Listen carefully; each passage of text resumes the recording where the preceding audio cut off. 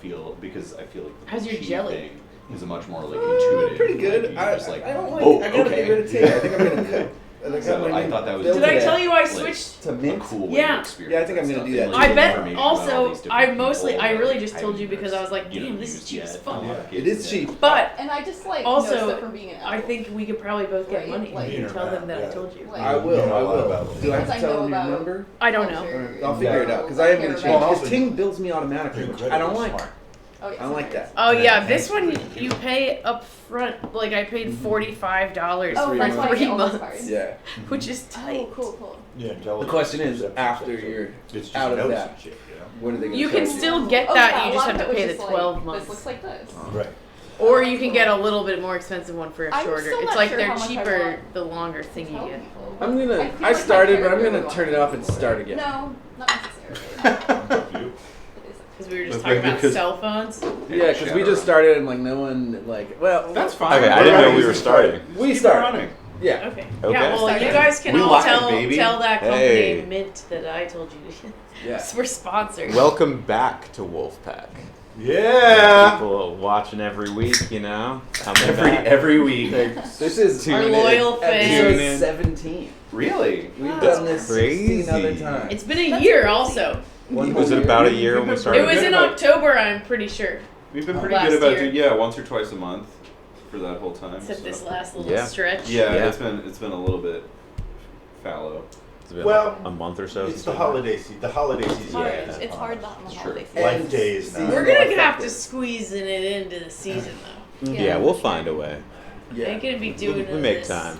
Maybe in the new year we could 6, get back 8 on a weeks. like whatever every first day. Saturday or just every day. I like it when it's every day. other week. We get I a like lot. I like every other Yeah, week. we get keep a lot it- done. keeps it regular. To me, it's like my idea is you're shooting for 2 weeks, and then you Yeah. see what schedules. Yeah. Yeah, Yeah, maybe yeah. goes to That's 3. in my mind. Life gets in the Yeah, way. yeah. But I'm always Life like, finds a way. I love the 2-week chunk. I think it's a perfect I think chunk. it's good.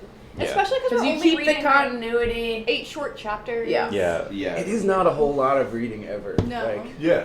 but it's if we do A lot of more, thinking we'll have about too much to talk Well, it's about. the Yeah. most we can't do more. 8 chapters is the most we can get. Yeah, for sure. Definitely. Yeah, we and we haven't we have a hard time getting. we haven't been Yeah. hitting Yeah. it Yeah. lately. No, Yeah. we sure haven't. get through, I'm like, 6. actually not 100% convinced we got all the way to the end of Sword. I don't, I don't think I that think we might Not- still not have as a like full- I wasn't there for it. chapter I think left. that we at Maybe. least skip the index. Well, Or that, you know, for the I- last one, We should go were back. short. We should go back. I honestly don't think I forget No. how it ends, actually.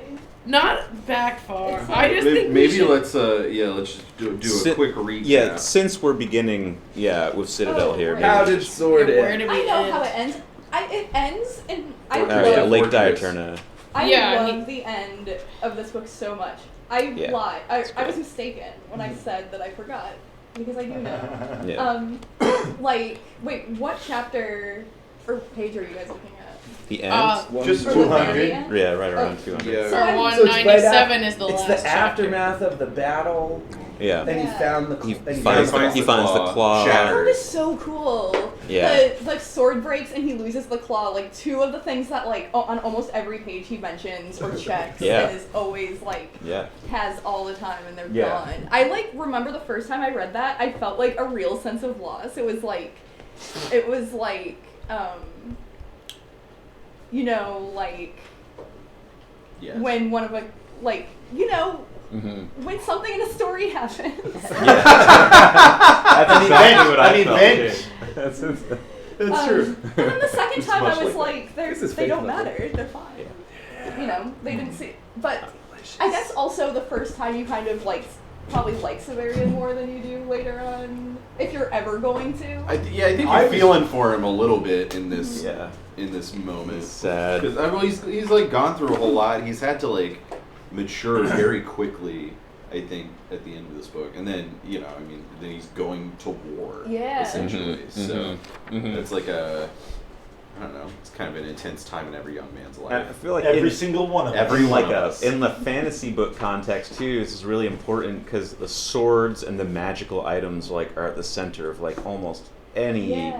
post-Tolkien fantasy Yeah. novel, and to just have them like both just sort of broken and I don't know, and discarded in a way. Like, it's just really interesting, and there's a whole other book, and it's like, it's almost like Severian shedding these things, you know, and there's more to come afterwards. Is there You go there, is you there go there. Little is there bit. like a good? Does anyone have a good idea for like a connection between those two things? I mean, if they're both like, how are those two things The sword and the claw. connected? Because if they're both like getting destroyed at the same time, I feel like that's not really like. I mean, from a And he got them both like right around the same time. Well, Baldanders Yeah. breaks both of them, which I feel like, right? He loses both of them because of Baldanders. Severian's shadow. it's very He's got a couple shadows. But he's like, I mean, he's the new Abaya. Right. Right. So sort of Oh, this I like see. born nemesis. Yeah, Yeah. maybe it's. I guess we But could also Agia. we can make a trio of them where like Severian is a Zeus figure, Agia is a Poseidon Empire kind of figure, and Baldanders is the Hades underworld figure. Wait, is this? So that it's Feel 3 that. Greek brothers. yeah, well, I The mean Greek brothers. a triad of concepts. Please. I want to ask if something. I can't remember, even though I just read this. I feel like I probably read this like 3 months ago though. Is that how long we've been on these chapters? Like. I don't know. Yeah, I read It's been a while. We've been trying to wrap up Yeah. Sword for like. I know, and like I'm 2 or sorry, 3 but I just seconds. felt like we didn't finish it. yeah. Yeah. It's fine. Felt like we just. But we stopped, just but did, we didn't- right? Did we just finish it? We are now. We're Yeah. done. We're just wrapping up the Is ending it here. in here or in or like he's like by the bush and he gets pricked by the bush. I think that's an Earth. Oh, okay. Never mind. All right. Yeah. Anything about the I think appendix? so too. Yeah. Which I'm reading now. The note on provincial administration. This is when he talks about like, oh, I love like the breakdown of the wording here. Like it's like the demarchy, those who fight in 2 ways, or the who are the key guys, the clavicles, something like that. Those with keys. Yeah, those with the keys. Oh. It's interesting. Can I say one more thing about the? Yeah, you can say. I've been because Two more things. when I asked you guys that question about the 2 things being connected, I was actually also asking myself because I hadn't thought about that. What did But- yourself say? What I just was thinking about is like if the claw and the sword are both like externalized power Mm-hmm. totems. Yeah.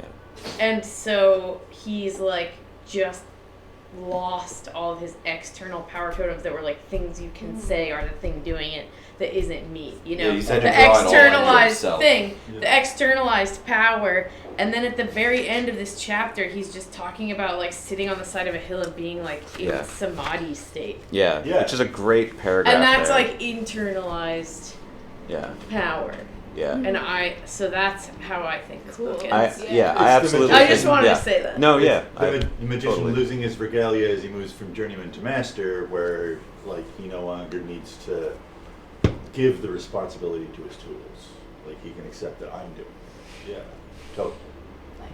Yeah, and he That's all I also wanted he to also say. kind of says like he's looking at the claw too, like the claw itself, right? And he says I came to understand that I should never reach any real knowledge of the tiny thing I held, and with that thought, for it was a thought, came a third state, one of happy obedience to I knew not what, and obedience without reflection, because there was no longer anything to reflect upon, etc., etc.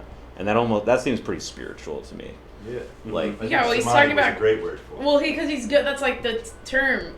It's the you know. It's you go. It's the You correct- do. You yeah. I mean, you do these practices to attain in order to attain that state. But you're like the idea of it is that.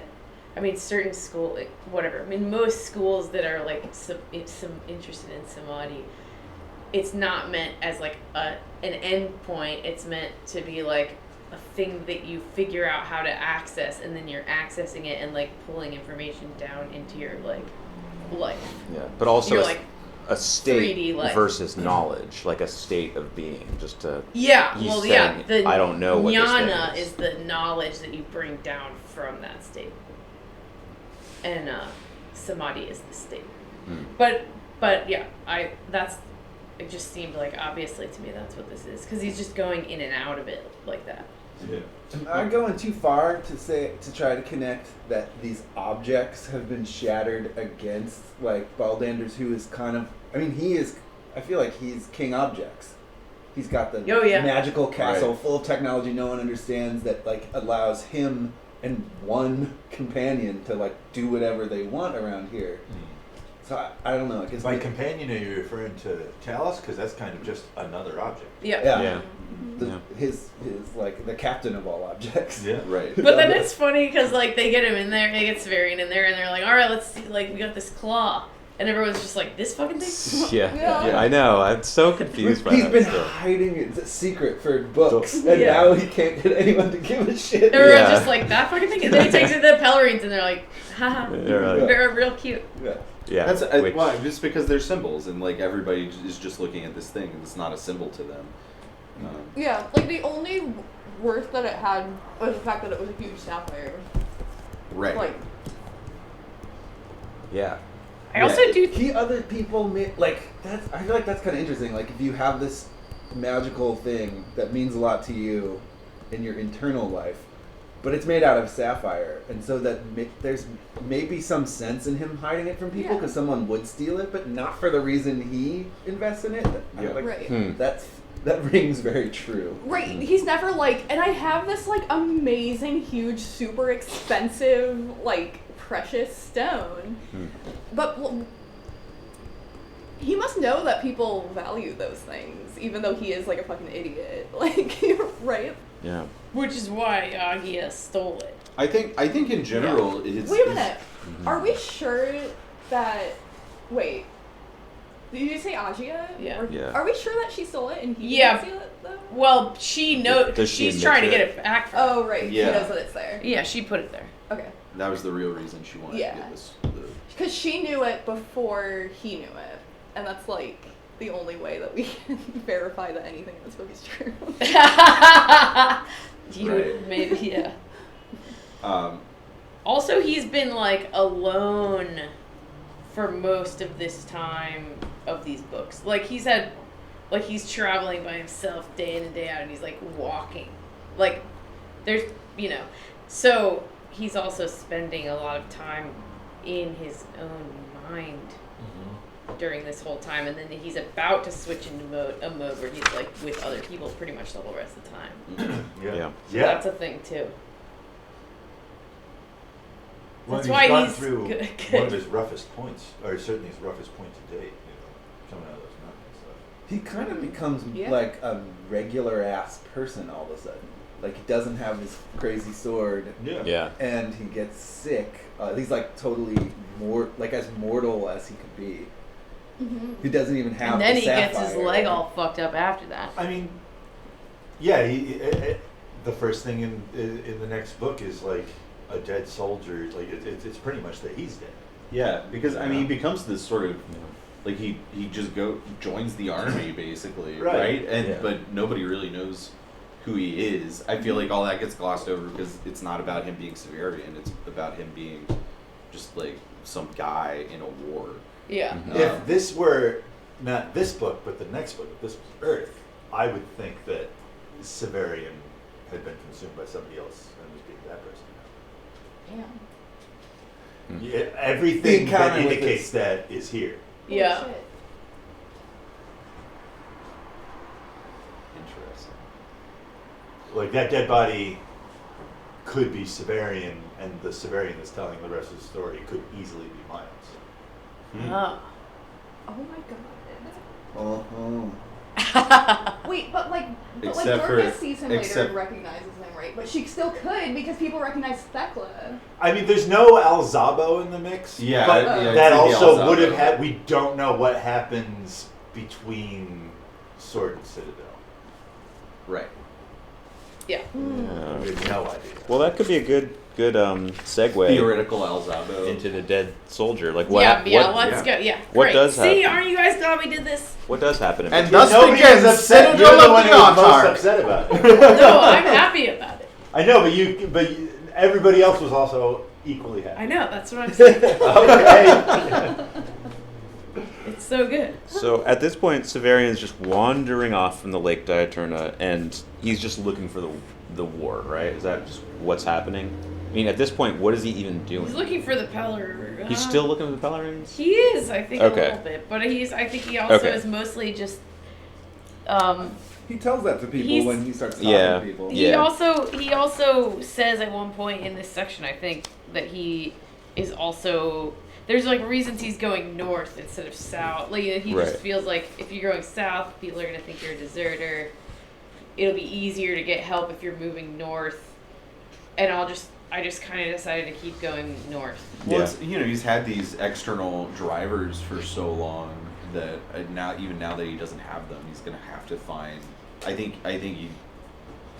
That's why he joined the military, right? You need to have a. I mean, there are a lot of reasons to join the military, but I think in his case, he needs to have someone to tell him what to do.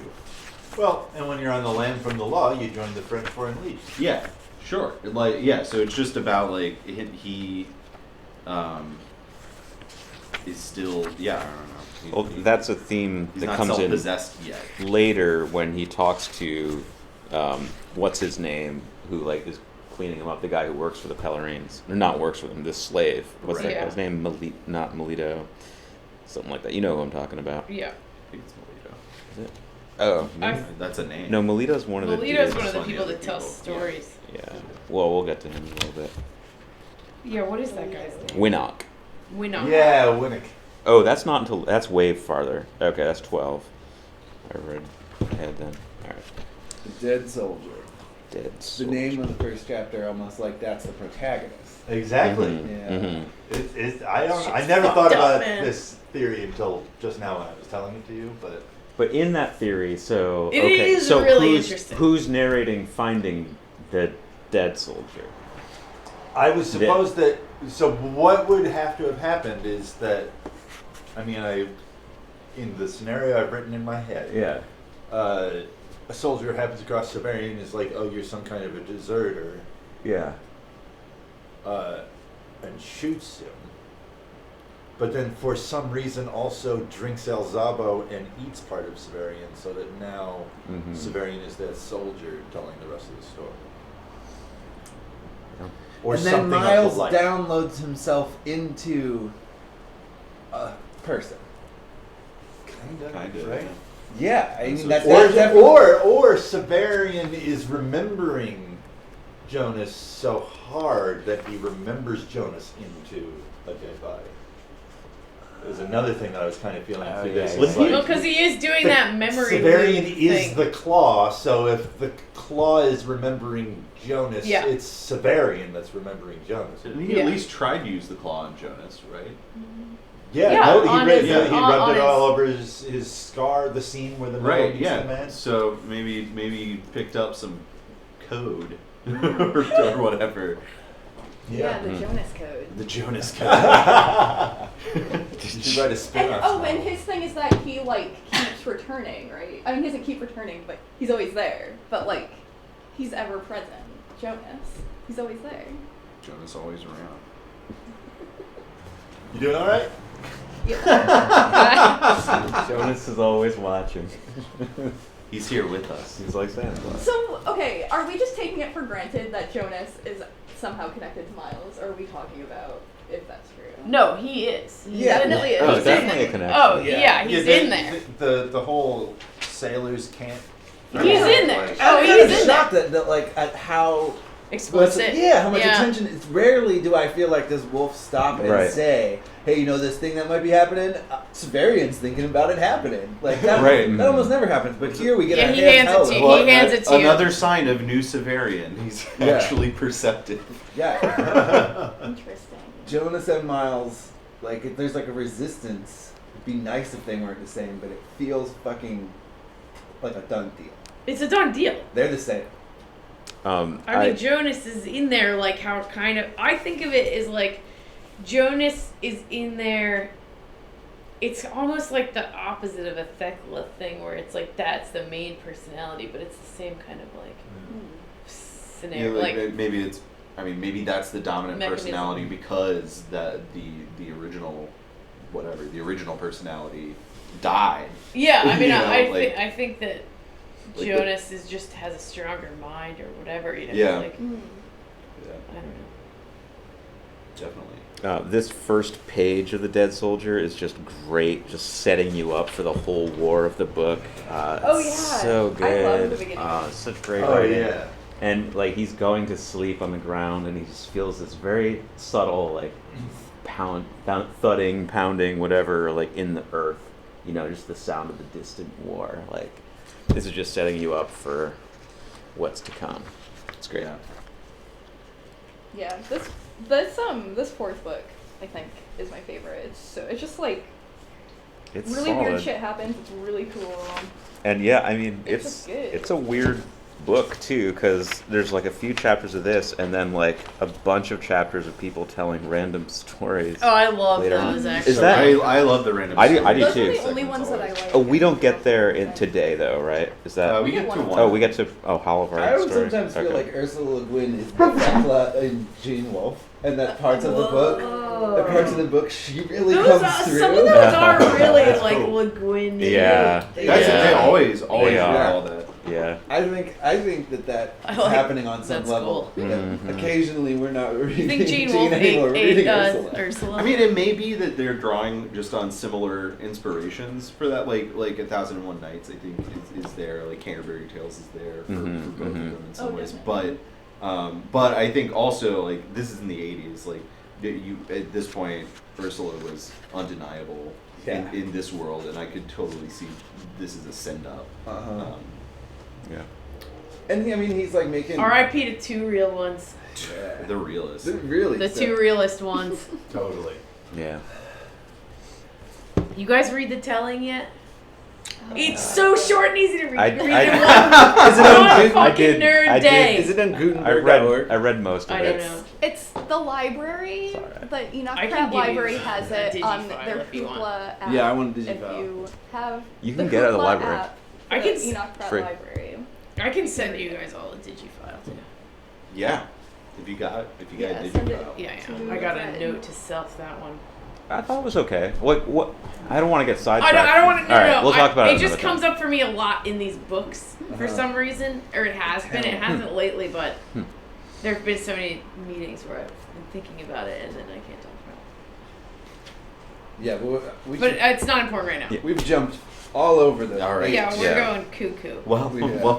welcome to Wolfpack. It's been too long. We're all discombobulated. We've been pretty focused. We're Yeah. This pretty is a focused crazy today. 8 chapters too. Yeah. There's It's a so lot. good. There's a These lot chapters are going so on. good. I thought it would be, we're starting a new book. The first 8 will be easing into something, and Hell no. it's Drops you He right starts into the writing middle of a war. war. yeah. Mhm. There's a lot of so many things. And happening. so he finds the dead soldier, right? He Yeah. kind of like almost trips over him, and he like looks through all this stuff, which is great. And then he finds that note, like. Yeah.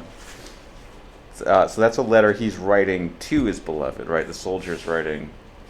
And it works really well Good if you beloved. think of that Ken Burns Civil War music behind it. Yeah.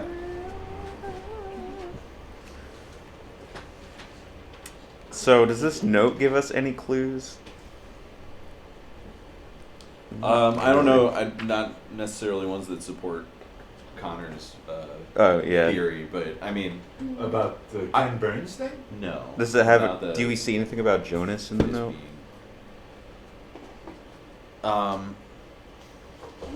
Not really. it's I don't like know. details about the being a soldier Yeah. at this time. Huh? Yeah. Right. I mean, there's a certain amount of like being awayness that I think maybe Yeah. has a connection with the Mhm. sailor. Mm-hmm. Is this where we find out that Voldalis is in league with the Ashans? Naturally, we saw a note in this edition. Or It's did called we know Self that the Full before? Diary. I think we knew that before. Okay. Yeah. Oh, maybe But it one ties it. It's maybe the first time it's been like explicitly stated. Yeah. Maybe especially since like the end of like the end of this verse talks about the ground, like there's like an earthy quality to this what it's sort of like the earth version of Jonas is. Like I don't know if you want to get elemental about it. I feel like, you know, this could be another side to that, to Jonas's coin. Sailor and the soldier having kinship. Yeah, well, I mean, Well, that's interesting because this predates when Jonas would arrive in that body, right? True. Yeah, but maybe still just more of a metaphorical connection. Tachyons travel back through time and brought the message back. That's true. I think I might be confused. So, Jonas has returned in this body? he how does that not work? now, but he does when like He will. Severian brings him into that body. And so kind of Okay, Or at least some aspect of him. interesting. Or something. And then he addresses him. Oh yeah, Yeah, he actually tells He tells like it to him. looks in there and is like, I know you can hear me. Yeah, Yeah. because he has the experience of having Thekla inside of him, so he can like fully understand. Yeah, he can He's recognize. like, I know what the fuck's going on. Because also that thing constantly happens with Severian, where people will be like, "Oh, I'm sorry, I thought that was my mistress." Like you can see the person, Yeah. and he sees Jonas. I mean, he sees him in the woods, and he's like, he doesn't look anything like Jonas, but I could have sworn I saw Jonas, Yeah, Mm-hmm. yeah. I And think then that's it's a like very, before, I it's think a very that's when he's like, Al-Zabo-y vibe. but he's also like fucked up real sick. I think that's an interesting Alright. thing too, just about his kind of like unconsciousness during this whole section when they're traveling together, because Yeah, he's delirious.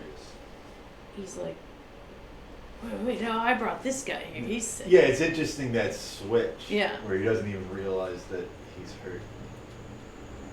Yeah, and it's totally like, well, which one? We don't Yeah. know what. Yeah. It's like all very befuddled. Yeah. Mm-hmm. Word befuddled Severian. Anyhow, it is a really good section. It's a really satisfying section. All right. Are they in the league with the Ashayans, the Vogelari? That's something you'd tell a soldier, You'd tell a soldier, these people you don't like and those people you don't like, they're definitely together. No, they are. They right? are. Like, Well- stuff happens later. I couldn't remember if, like, we just all knew that and we've been talking about it, or if it actually, like, Isn't was there something a in the point book. where Vodalus? Oh wait, no, that's the. Never We know mind. that he was in league with Abaya, right? Yeah, they're buying- both in league with the monsters. And he's buying weapons Oh, from the okay. High Road jewels, Yeah. right? Mhm. Which is interesting. Does he know he's buying weapons from the High Road? Yeah. Does he think he's He buying? talks about it like Okay, explicitly at some point in the Yeah. last book. Probably the last time you see him. He's like, oh, we gotta get more weapons Yeah. from the High Road. aliens. Gotta get those lasers. We Yeah. need the Space alien lasers. lasers. Oh yeah, what? We where require else the would- alien lasers. Where else would he think he got them from? The past. Maybe. Lasers, True. Lasers Solstice of the artifacts. past. Amazon. But isn't that where? Yeah, the mines. That's how like Severian describes them, right? Or do we just assume that? Like What? that he describes the gun as like an old timey weapon. There's the thing in I that think first he did chapter stuff. that I wrote down. I'm that I thinking liked. about the gun in the first What is chapter this? when you That's don't what I'm really talking know how to about. picture the world. Yeah. No, that's what I'm talking about. Yeah, Like, yeah. I don't does think he he really say, describes like- it. okay, It's just- just that I thought I was Oh. reading a fantasy book, so I bet you use it all the time. I really like the fasting consumes courage line in the first chapter. Mm-hmm. I feel that resonates quite a lot with me. Which line?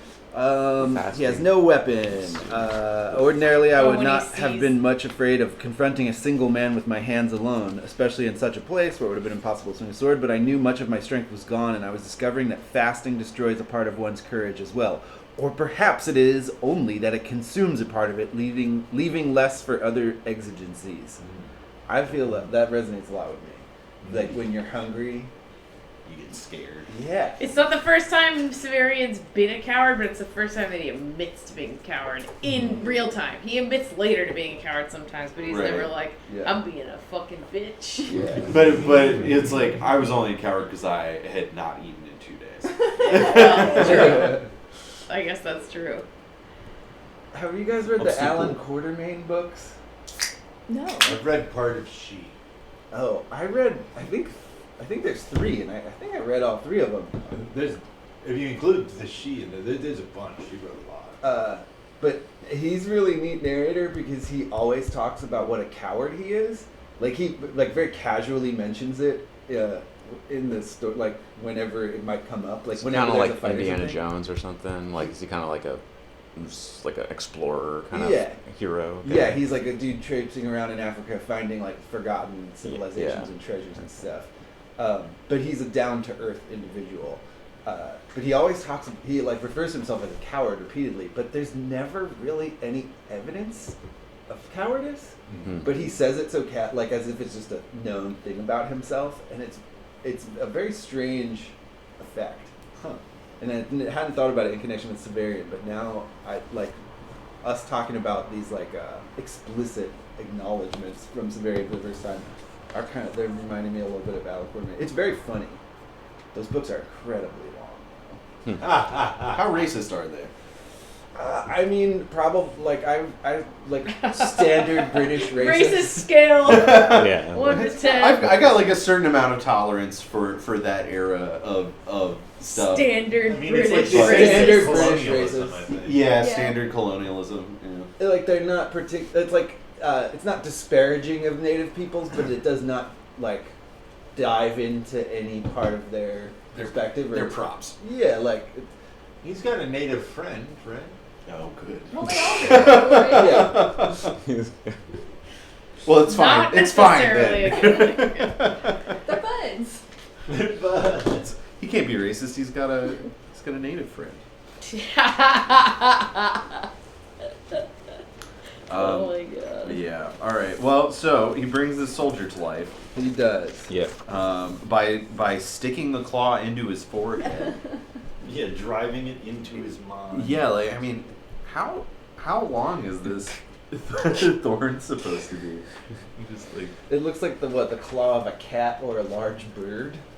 So it's I feel like you wouldn't be able to get it that far in. yeah, I think he's just breaking the skin. Is this? Oh yeah, this is where he tries to put it into his mouth too, right? He's like trying all this other things. Like, That's pretty Where do you funny. plug this in? oh, put it Oh, in it's here. like- You used to light up before. I don't It's know. like that episode, not that episode, but the part in Zoolander when they're trying to get into the computer. Oh yeah. It's The inside files are the computer. inside. That's right. Sorry. So yeah. Could Ben Stiller be? No, he couldn't be Severian because he's too short. Huh? It Severian is depends. famously tall. It depends. Yeah. I could almost see it. Ben Stiller. Ben Stiller as Severian. Jerry Stiller. Yeah, I could almost Jerry see Stiller it. made me. As a Cherries. master Paloma. Yeah, right. Yeah. That would be pretty What was funny. the exact one I was gonna? He like pops up in his dreams. Severian. Just yells at him. What are you doing? Who would be Severian? Tell me about the hierarchies of authority. Someone we don't know about. Yeah, well, I mean, but we are getting to make it. Was that Timothy Chalamet? Oh my god. It would be Who's like that guy? he's a hot skinny boy. The dude from the new Star Wars. Yeah, who's that guy? Who's Oh. that guy for the plays Darth Vader? Yeah, that guy. Adam Driver. Yeah. Oh, he would be very good, wouldn't he? He's like almost 'Cause 40. He's like a though. fucking Like- dork. Oh, He is a dork, but like He looks young. Yeah, but 40-year-olds always play young people Yeah. in movies. Or yeah, when it comes to men. He's got a baby it's face. true. If they cast it like age appropriately, it would just become like a I YA, do. I was thinking like a this- YA movie. I was thinking the same. Yeah. He's used Oh to my wearing God. capes at this point. I mean, yeah, it's true. He like would barely have to get a He different hates costume. being Kylo Ren. Though. He'd just have to not Really? wear a shirt. He doesn't like being recognized. Oh. He liked when he was in Independent. Yeah, makes sense. Well, I mean, what the fuck was he thinking then? Being a Boo fucking who Yeah, for him. I'm an actor, but I hate being recognized. I'm For in being major in a motion Star- pictures Who every would've year, but thought I that hate someone it. would have known me on the street from the Star Wars movie? I think he didn't realize what was going to happen. What? No. That is an insane. And they're like, you're gonna play the concept. new Darth Vader. I disagree. I think that until it happens to you, you don't really have a concept of what it's like. I think that No, all of that course, you're of sputtering course. about right But- now, if it happened to you, you would be shocked. No, I'm not saying the experience of it wouldn't be any number of different things. I'm saying you know that you're if the issue is like not being able to do the kind of movies that you liked to do because people are gonna recognize you. That's a thing you can Yeah. rationally understand if you sign up to be the new In Darth Star Vader. Wars, You're yeah. gonna know like Because there's so much precedent. like 2/3 of the country or whatever the fuck is And gonna there's, watch it. Like, it's a Star Wars movie. They see them even if they suck. It doesn't matter. Like, everyone's gonna watch that movie. And also the people who like it are the people, or the people who really you gotta. like it. I'm just saying you There gotta are like people- know that your career is gonna be Yeah, different. so many of those fans are people who like do want to talk to the people who are in the movie. You know? Yeah. But the nature of fandom has recently taken a turn where fans think they have more possession over all aspects It's really of scary. art than ever before. Oh, yeah, I think that's it's, I think it's an entirely new thing for people to come up and be like, I own you because I like this thing you've done. You know? Yeah, that's Yeah. really fucked up. This book is very relevant to that, I think, of like the people externalizing their imaginations into like products that have been prefabricated and going like claw and sword over the characters and stories that are like do all the work of their imagination for them. Oh. You know, like, because Yeah. I feel like people need to imagine, and, like, have obviously like a compulsive need to live in the make-believe constantly. But I think people are so like out of touch, like in a general way in the culture with imagination that it's given such little thought or value, like communally, that people are doing like crazy things, like consuming entertainment, like drug addicts, like binging entertainment Oh, stories. do you know about like, so people who get excited about video games who are about to come out will like, because I've seen this for like several different video games recently, but like one person made like their fantasy of getting, they like photoshopped or like rendered in 3D. No, it was rendered in 3D. Their vision of opening the game, the deluxe version of the game on the day, and all the cool swag that they had from the game piled on his bed or something. And it was like, it looked really good, and it was like, make anything else. This is like horrifying. It's like really that's bad. pretty. Like, so he made a fake version, a very realistic Very fake realistic. version of a very banal The most activity having to do with an amazing imaginative adventure you will Yes. go on in your mind. It's when you so- finally play the game. yeah, it's the talon inside of the sapphire inside of the boot. But I really think like Star Wars is the claws is for people where they're like and they got crazy possessive over it because like that object is their whole imaginative faculties and life. Oh, I never thought about it that way, and that's really sad. When it comes to Star Wars, like I personally I consider myself like a nerd. I'm into like cool nerdy stuff, but when I listen to people go on about Star Wars, I'm like, get a life. I just Whatever think Star it's Wars not. is fun. It's fun, but it's totally not. fun. It's not not that fun. good. Yeah. That's the thing, Yeah. it's This is Also- better than Star Wars. Also, For sure. This is way better than Star Wars. It's just those not new deep. ones are fucking Yeah. terrible. I haven't even. Mandalorian I fucking stopped. rules. I haven't seen Solo. I mean, I stopped. Solo, I haven't seen Solo the is last like couple. dumb, couple but of then them. like I saw Solo. I had so much fun. I saw Solo with Madison, and after I was like, I don't know, they're just kind of dumb, and she was like, it's a Star Wars movie. They're all dumb. They are dumb. like, It's true. And I was like, Empire. you're right. They are all dumb. But I mean, that's why I like them. It's I like a lot defining- of I dumb think- shit. I Yeah, love pro sure. wrestling. Yeah. Yeah. I think the defining thing about Star Wars is that it's dumb. Like, they don't really like get too deep into it. You know, like into any kind of thought or anything. It's just like black. The depth is funny you know, names. Well, it's It's black not concepts. costume, It's just you know. It's like a lot of if you funny go names. deep into Star Which Wars, you it's- just get more names. It's the Exactly. It's not about depth. It's about density. And it's about this like sort of Yeah. broad brush of like myth and legend. I Yeah. think there's a lot of like, you know, you don't really, the times that they try to go deeper into it and have these Pretty silly. smaller, more personal stories, it's usually like either too serious or just like too silly, or not that good. Yeah, like it's always silly. I mean, it's for Totally. children. Absolutely. It's a I read space a- wizard And movie it for should children. be. It should be silly. Like I think it definitely Yeah. should be that kind of silly. I mean, that's part of the charm of it. I read a review of Mandalorian that was just like, this is just a series of cool looking images. And I was like, but that's That's everything what you want out movies of are. Star Wars. That's what Star Wars is supposed to be. Yes, absolutely. Cool Well, shit. Looked better. What I year- think it what looked year did better the- when it was models. When did the first Star Wars Well, come out? that's what's great about 78. Mandalorian. is 78. it's So only that predates modern. this book.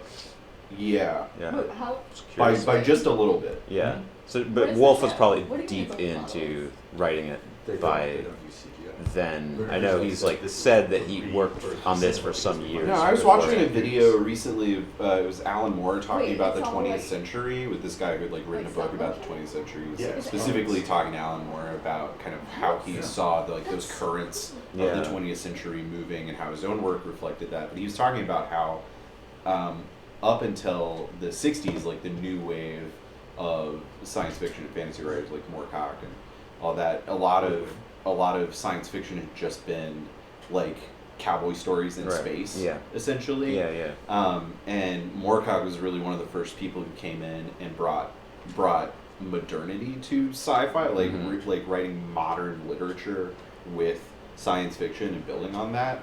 And then Alan Moore, like in that video, is like, and then Star Wars came along and set everything back by 50 years. Yeah.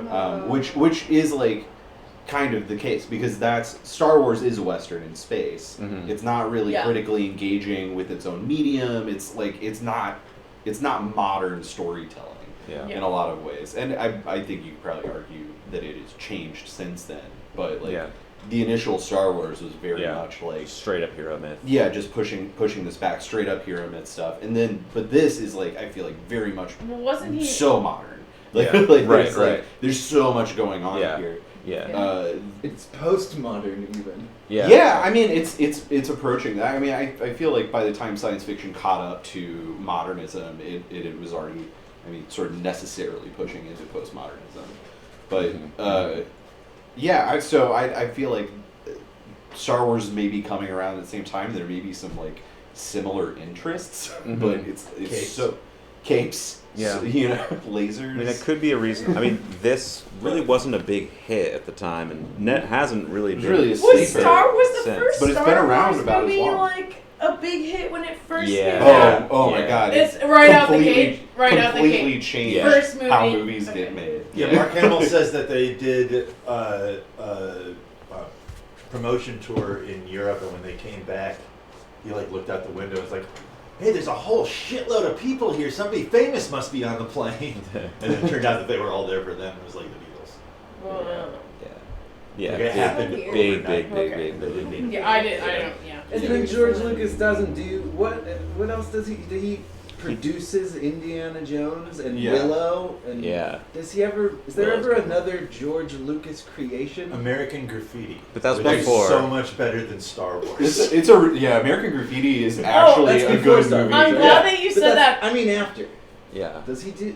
He's He sits around and in thinks the up past weird couple of names years, for he lack of a made better that plane about like World War I fighter plane pilots. He or produced something. that though. I think he knows Oh. better than to direct and write movies. Yeah. now, Well, he 'cause wrote the Phantom Menace. Yeah, right, which- and I think he directed the second prequel movie Oh, or okay. something like that. But like he's not a good director, and he's not even a good writer. He's just a good ideas guy. Like he's a really good producer. yeah. Yeah. And that's why the most successful Star Wars movies George Lucas had, like, he didn't write or direct. Mhm. Like Empire What a Strikes Back. strange, what a Cat. strange role to be that guy, like the guy Yeah. who's responsible for Star Wars, but who is not really talented or like He's inspired he's enough like to DJ pull it Khaled, off. you know? He's like DJ Khaled. Yeah, Yeah. he's making George connections. Lucas! He's connecting people. He's got his little signature yeah, on everything that he That's does. what he is. That's That's what he is. Sci-fi Because nerd DJ Khaled. a new fucking Star Wars movie comes out, and George Lucas is like another one. Like, you didn't do anything for this, but he did everything for it. We the best movie. That is like the funniest joke ever. That is so fucking funny to me. That makes me like really. That just like really just puts everything like in a perfect box. It does. George I feel like Lucas we've made is DJ Khaled strange, movies. strangely enlightening advances on understanding of Star Wars and culture in the Yeah. last several minutes. We the best. It's relevant to talk about, I mean, in Definitely. context, same time period as Yeah. this book, so just comparing, contrasting look, what was when- popular and It's just like where fantasy. Star Wars is drawing on like Flash Gordon serials and samurai movies and westerns. Yeah. This is drawing on like Yeah. Borges and Jack Vance Give me Yeah. that, Yeah. The Yeah. bright Bubbles. shining truth at the center of the universe. and the Bible. And the Bible. and God and the Bible. That And made me laugh the, so much. And a lot of bunch of other shit, stuff. what's the name of Yeah. the play in the so funny. I want to to me. make a funny joke that's also drawing on the play that's in the book. Eschatology Yeah. Genesis. I can't remember the name of the book. And Gene Wolfe is, With I the feel Book like, a of little Canuck, bit. which is what It's, that's I don't know. based Am I wrong? At certain times, he's That kind of play like is based on the book. needling science fiction fans, like giving us tropes, but Yeah. then like turning them, away Definitely. or twisting them. Like a lot of I feel needled. a lot of this. I don't know. He's playing with the Man. reader, but Yes. he also knows the reader is a science fiction reader, and I feel like he needles you in particular ways. Yeah. That's Dangling true. space and Absolutely. time travel about you. It's kind of odd to think about this book being published. Like I feel like the sci-fi fantasy publishing climate of right now is very diverse and like has a lot going on and has a pretty draws in a lot of different readers. But at the time this was published in the 81, it was niche. Like you had Yeah. there a few like standouts and like cult classic writers, but like, and I guess that's in this, and this is in that vein, but like, this is published for a science fiction audience always. Like it was never Yeah. like he was trying to Yeah. to put excerpts from this in like wherever Paris Review. Well, that's an interesting question. I mean, what were Wolfe's ambitions? Like, or is his audience science fiction fans? If so, I mean, it's just, this is so unlike the I other feel like science to a Would large we just ex- talk ourselves around to asking why did Gene Wolfe write this? Yeah. No, or That's to- 'cause that's or what is interesting. whom did he? Yeah, who I mean, who is his audience? whom? Yeah, to I whom mean, did he you write could it? totally put a chapter of this into like a more highbrow literary magazine. I feel like to an extent he's sort of a writer, like a sci-fi writer's sci-fi writer. Yeah. Like that's Yeah. that's why he's got all the accolades from like Ursula Right. and like Neil Gaiman. I mean Yeah. Neil Gaiman put a quote on it. He's for heads. But But he is obsessed with Gene Wolfe. yeah, totally. But yeah, it's like for people who like really know their shit, Yeah. have very discerning taste about what they like, Yeah. and are trying to engage with language on Yeah. this literary Yeah. level. Yeah. Talking about yourself? Sure. I'm Yeah. just kidding. Right, It's which true. at the time must have been I'll like give you my a book. We all are. very small segment of the reading population. Like, yeah, like you originally said, like totally niche. Yeah, but I don't know. Like- It's always strange. Like, yeah, I wonder if like when this was coming out, like in '81, like whoever published it first, like Del Rey or someone, were they like, oh yeah, this is gonna be like Star Wars energy. Like people are gonna like this because of Star Wars. Right. Or I shit think like that would always be an insane thing to think that people will like this because of Star Wars. I don't know. I mean, that's like because whenever Yeah. those big cultural upheavals happen, like fucking Empire Strikes Back came out the same year as this. Yeah, Like, it just makes me think about like what I've read of the Star Wars expanded universe and compare that to the feeling I get when I read this. Like, oh it yeah, makes me contrast Tales from Jabba's Right, Palace. but you're just talking about from the publisher's perspective. yeah, just from Yeah. a publishing perspective. It's Yeah, like this- yeah, this when is like- when they were like, okay, Well, we got to market this I book. imagine that in general it was an easier time to get funded as a science fiction writer than it had previously been, at the very maybe least. a little more of a surge. But Could be.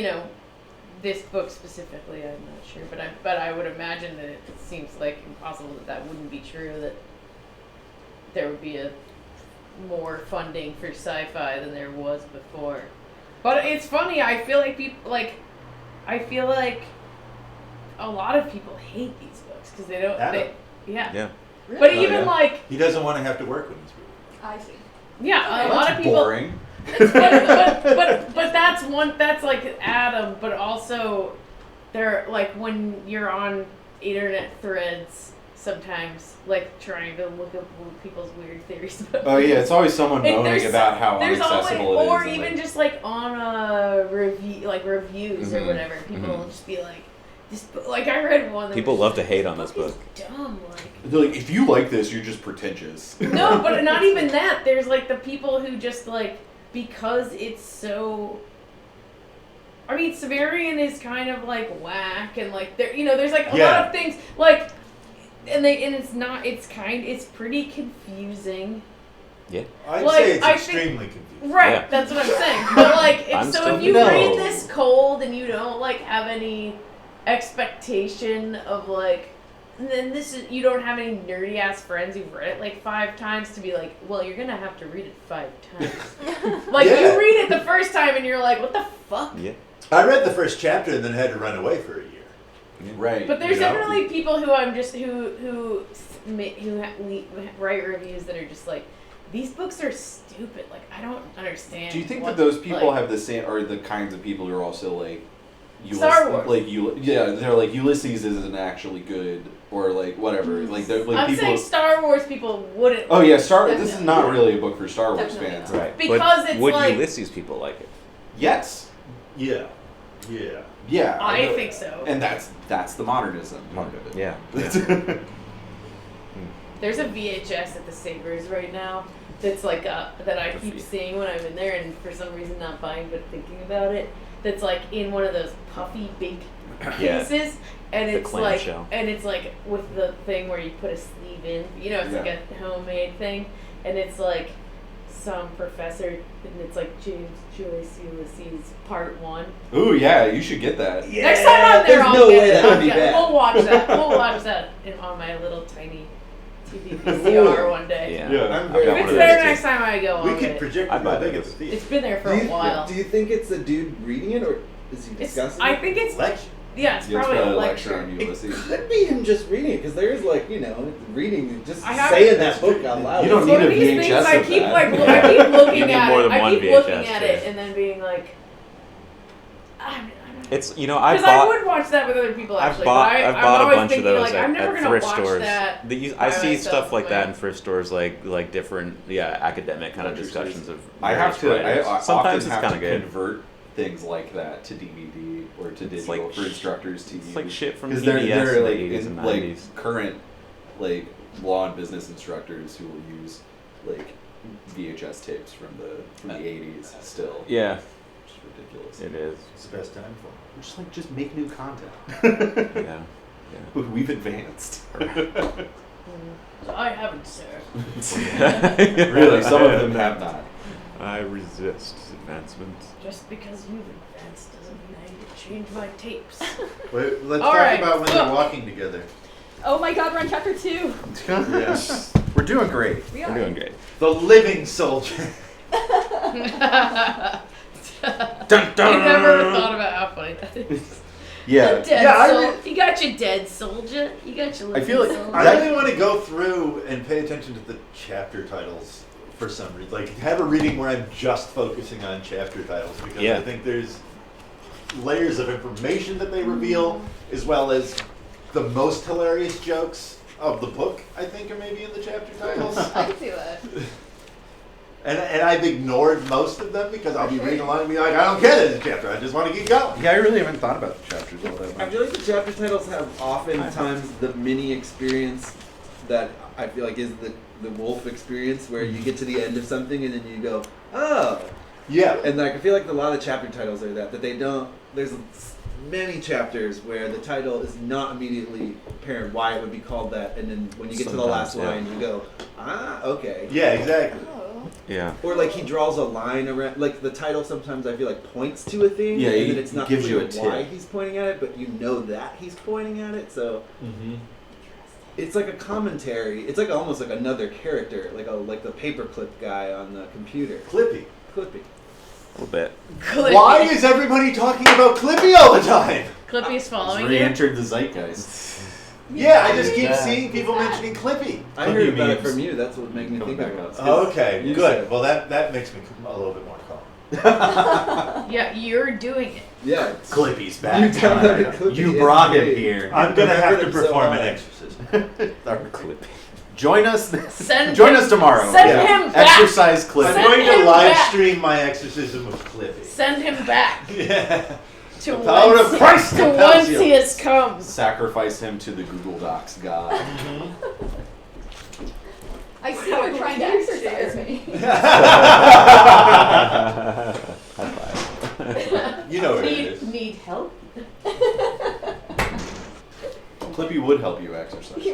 Although he's always very hard to get rid of. Please help You're right. kill me. Please kill me. Kill me. Send me to the software netherworld. Will you pass me the obelisk of coffee? Dun dun. Alright, so is this great? So, thing that I've been thinking about with Severian, and I think it kind of links to talking about people that hate this book, or shit talk it on Goodreads and what have you, is okay, are people good? I feel like a question that Severian brings to the table is, are people naturally good? Well, he talks to the Pellerine Say about yes. that a little bit in the last chapter, in chapter 8, Yeah. where she's like, this is what the world is like, and he's like, oh yeah, I know about good and evil. She's like, I'm not talking about good and evil. It's more than that. It's like, okay, so it's good to be bad. Like, He's so dumb. Seb's so dumb. so I would say, based on that really stuck out to me, so it's funny that you said that. So based on that, I'm sorry I jumped ahead, No. but it would seem that, like, I think maybe Jean isn't so worried about if people are good, you know, or if they're good, right? Or that he knows that it's more like there's a whole thing going on. It's like a mix. There's like a lot more complicated than that. Yeah. Right. Well, I think Yeah. Good is evil depending upon where you're standing. And also just thinking about it, I don't know, and you guys can tell me if I'm wrong in this because I'm not Catholic, but I feel I feel like the idea with good and evil in Catholicism is that, like, we've all got it, and you have to confess your shit to get through it. Yeah. So it's not like, you know, maybe you should strive to be perfectly good or whatever, but, like, ultimately you're going to make shitty decisions and you're going to hurt people. So Yeah. you're gonna, And like, you cannot. We got original sin. yeah, exactly. So yeah, like you're basically born corrupt.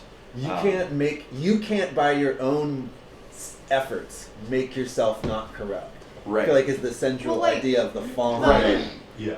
You can't do it yourself. The thing that Pellerine says is that it's like the darkness is the roots that hold you down and that, like, put up the sprout, and that if the sprout gets cut down, it's still there for you. Like, that's, like, I think they're saying, like, goodness is easy to, like, corrupt. You can always corrupt goodness, and but the Can't corruption corrupt will evil. always be there. Mm-hmm. Yeah, that sounds pretty Catholic. Yeah, I feel like Wolfe is also really interested in order versus disorder, which he might mix with, like, good versus evil. I feel like he's just is all about, like, hierarchies and things being in their right place and people being content with their lot, you know? And look, I think those being constant renewed efforts. yeah, Too, that, like, yeah, order is only maintained by, like, a coordinated effort. yeah, Maybe. Oh yeah. yeah, a law of the self, or Which is- a yeah. law of a society. And that there's mindlessness in both order and disorder, I feel like is a theme that is coming, especially now we're getting into army stuff, is coming out a lot. Yeah, interesting. But yeah, while you were gone, I was saying that I think Severian, one of the big things that he continually makes us wonder is like, are people good? Do people start good? Are they naturally good? What does goodness have to do with people? Yeah. And it is, I guess, I don't know. It's funny on one hand, reading this, it's not like the philosophy is shocking, but we are constantly drawn back to the world of sci-fi, in which it's almost like ludicrously deep or concerned with philosophy. Yeah. But it's weird because our real life, no one expects things, like no one speaks really in terms of good and evil being absolutes. But that is kind of how everything is run, as if that's real. I think people do talk about it because you have. Yeah, I feel mean, like people talk sometimes about it you- because you have to like constantly reinforce it for it to like be true. Like, because it's not Yeah. true. Yeah. It's like a narrative, Mm-hmm.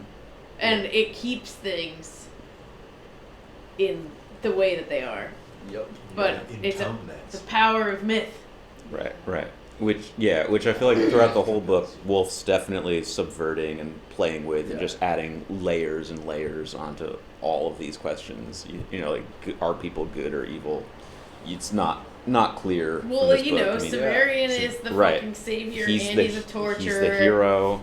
He's He's an ass. immoral throughout, And and he's he's- unreliable. And so. he's just spent however many months or whatever, most of the time by himself in the fucking woods, like thinking about shit And he's all we and got. having all these Yeah. like, We can't get into this world anyway except Right. through his fucking Right. yeah. Yeah. I get it when people. And he's the savior and the destroyer, because he Yeah, that's- destroys the world to save the world. Like, Kalima. yeah, that's some Kali shit. And Star Wars is there's a good team and a bad team. Right. I can tell which is which because they wear Right. uniforms. Yeah. Like, Right. They will ultimately there will be a climactic battle that will end the Right. problem. That's- And this is Right. And actually what's causing that franchise to collapse right now is that they started fucking with that. Right. Yeah. They're And trying to people make don't like it. Moral ambiguity. Yeah, Yeah. yeah. So I haven't seen the new movies, although I did at a hotel once watch like most of the end of the one movie that's just basically about suicide bombing. Clone Oh, Wars? Rogue One. Yeah, it's like a Rogue. spin-off one, and Yeah. it's I think the just Rogue One's fucking the Yeah. lionization of a That suicide was bombing. my mission. favorite of Yeah, I like Star that. Wars That in was the weird last to me. decade. Did not enjoy it. But the thing about Star Wars is that the goal is to bring balance to the Force, which is good and evil existing Yeah. at the same time. So they have to fuck with it eventually if they're going to resolve the series, which I don't know if they want to do. I guess they don't. But. Yeah, but people who are desperately looking for direction in their life and they've killed God, so they need a new God, and they Right. wanted Forgot about to those be guys. Luke Skywalker. They don't like that Luke Skywalker ran away. You know.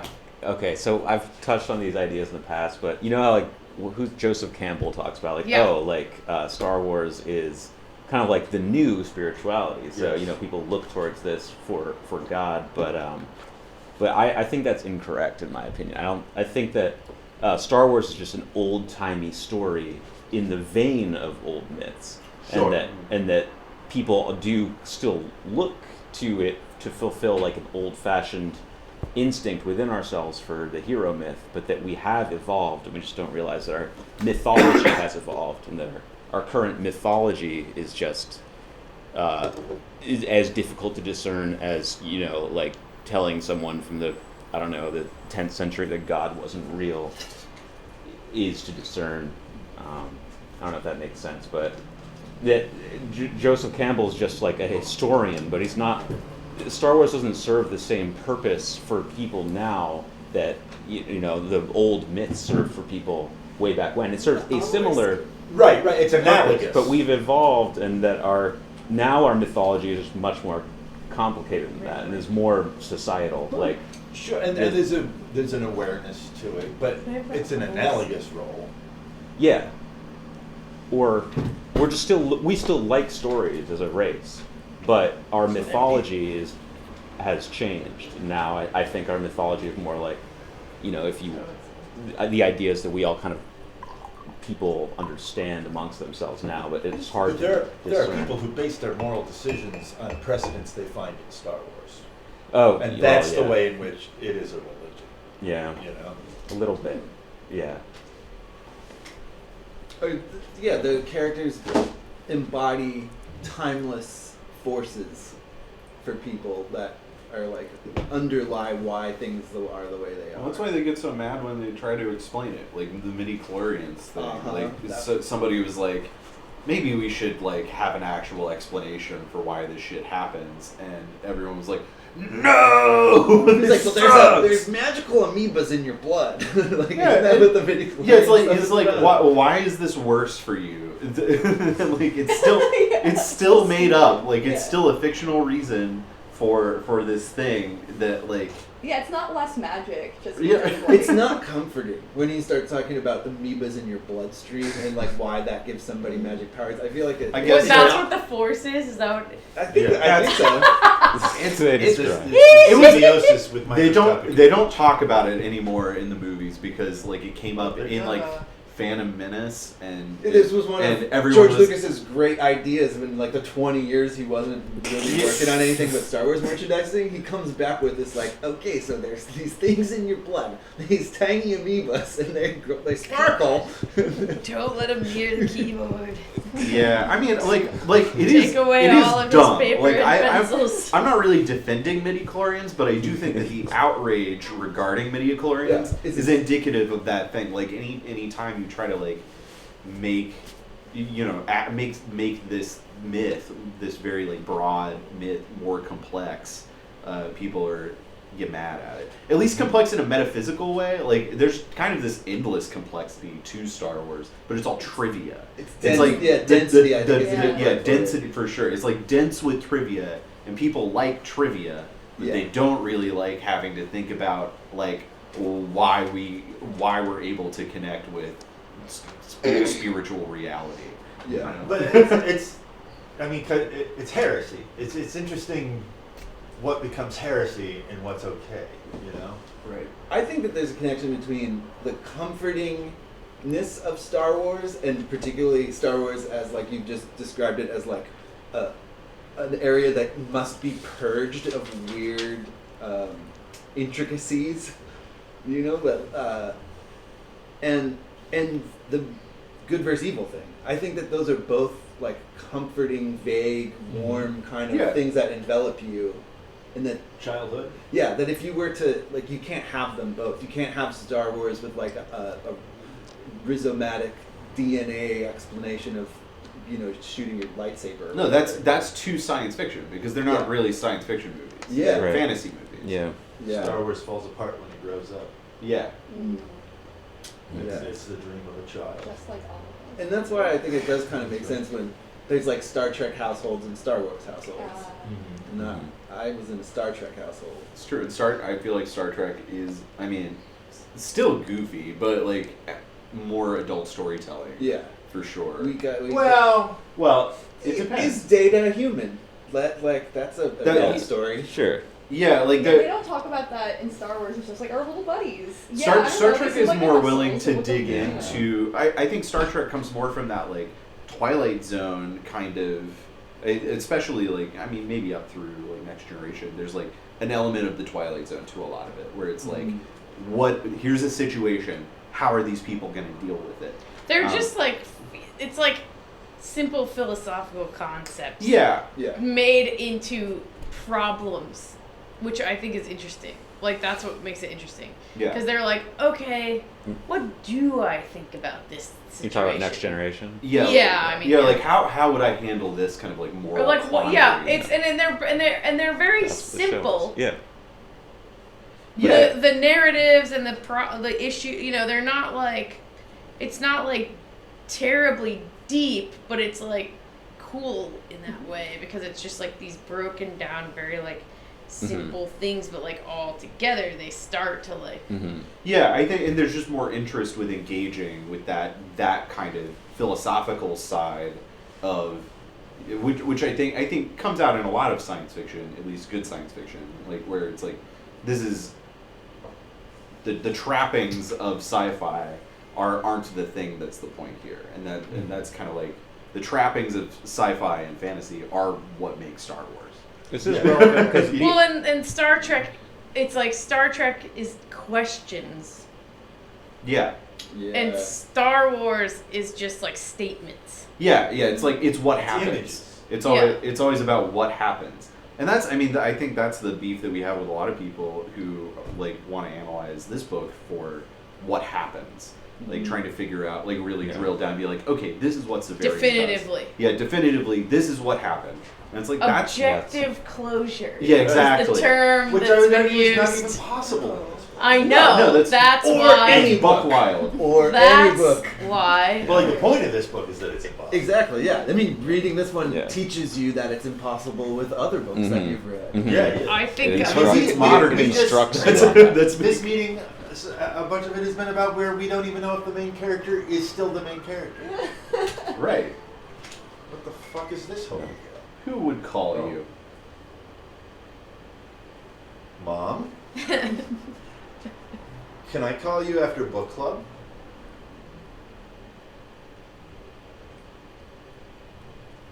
No, it starts at 10. She can watch, and then Yeah, know that's when true. you're done. Yeah, she can stream. No, we're all almost 40. We're all almost 40, so we do adult stuff now. Oh, I have a question about Catania.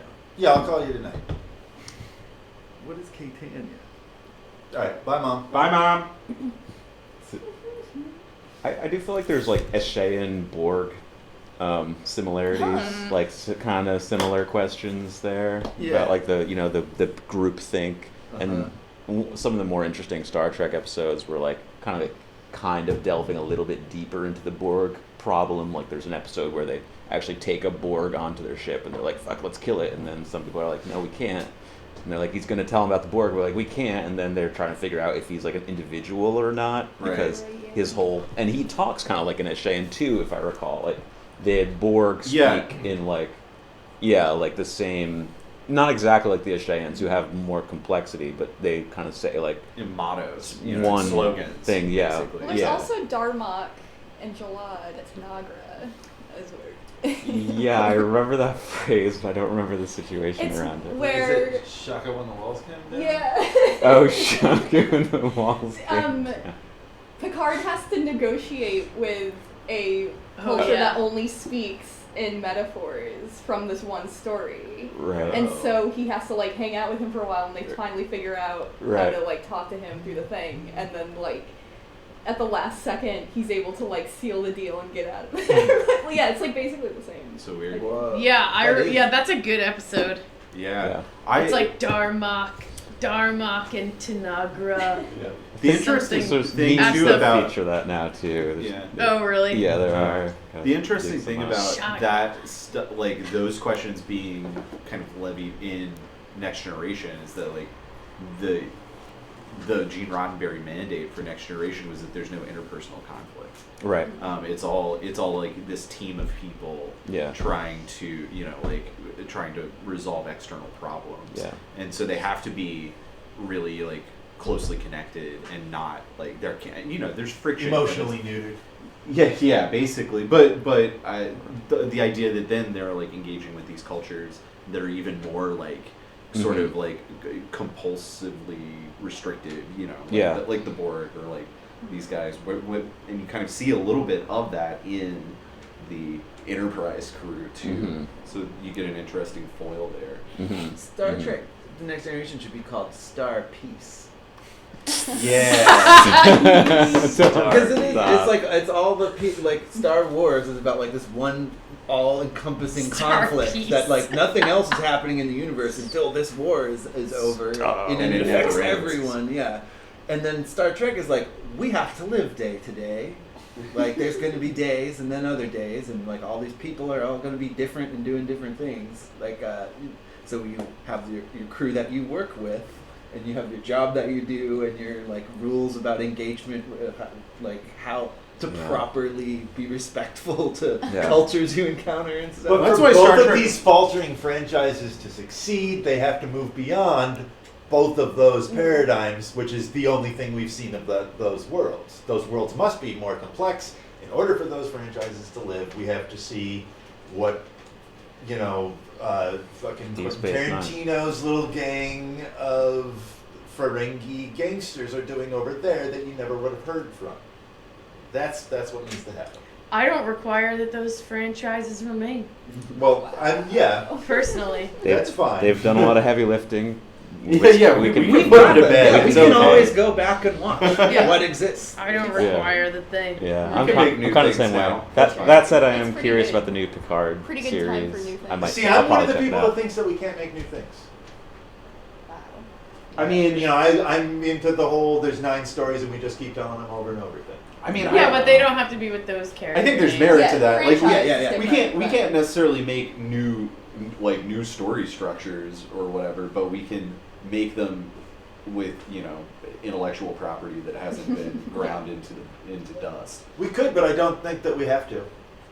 I mean, Yeah, if we do obvious- that, obviously we don't have to because that's if kind we of where make we're at. like the Joker, we could be sick of the Joker, but that movie's good.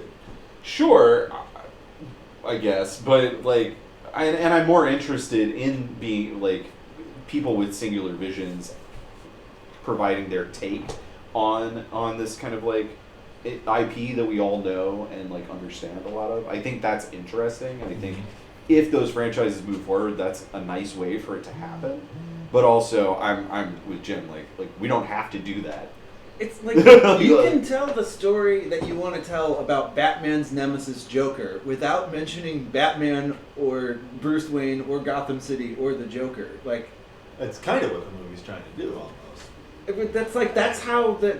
I mean, I agree with you. There's 9 stories that Yeah, we ultimately, this is all just, we're all just saying the same. Right, I right, mean, right. And you should, you should be able to have an idea about the Joker and then make a movie that doesn't talk about the Joker.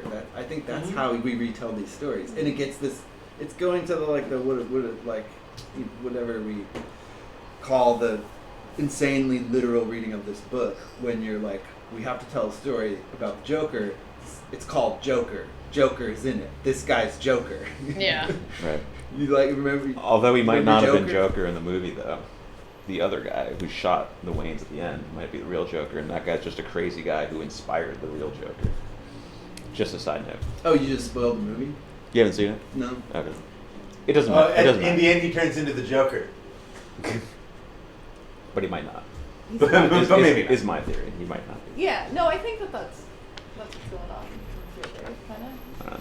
I think so. We could talk about that another He's time. old. It does look like they're doing a cool thing in the Sonic movie where Sonic. Jim Oh, Carrey, man. Jim Carrey starts out looking like a new movie version of the antagonist from Sonic the Hedgehog, but he goes through a Oh, series of Dr. hardships Wily. that by the end he comes to resemble the cartoon exactly Oh. from the That's video cool. game. It looks like a neat idea.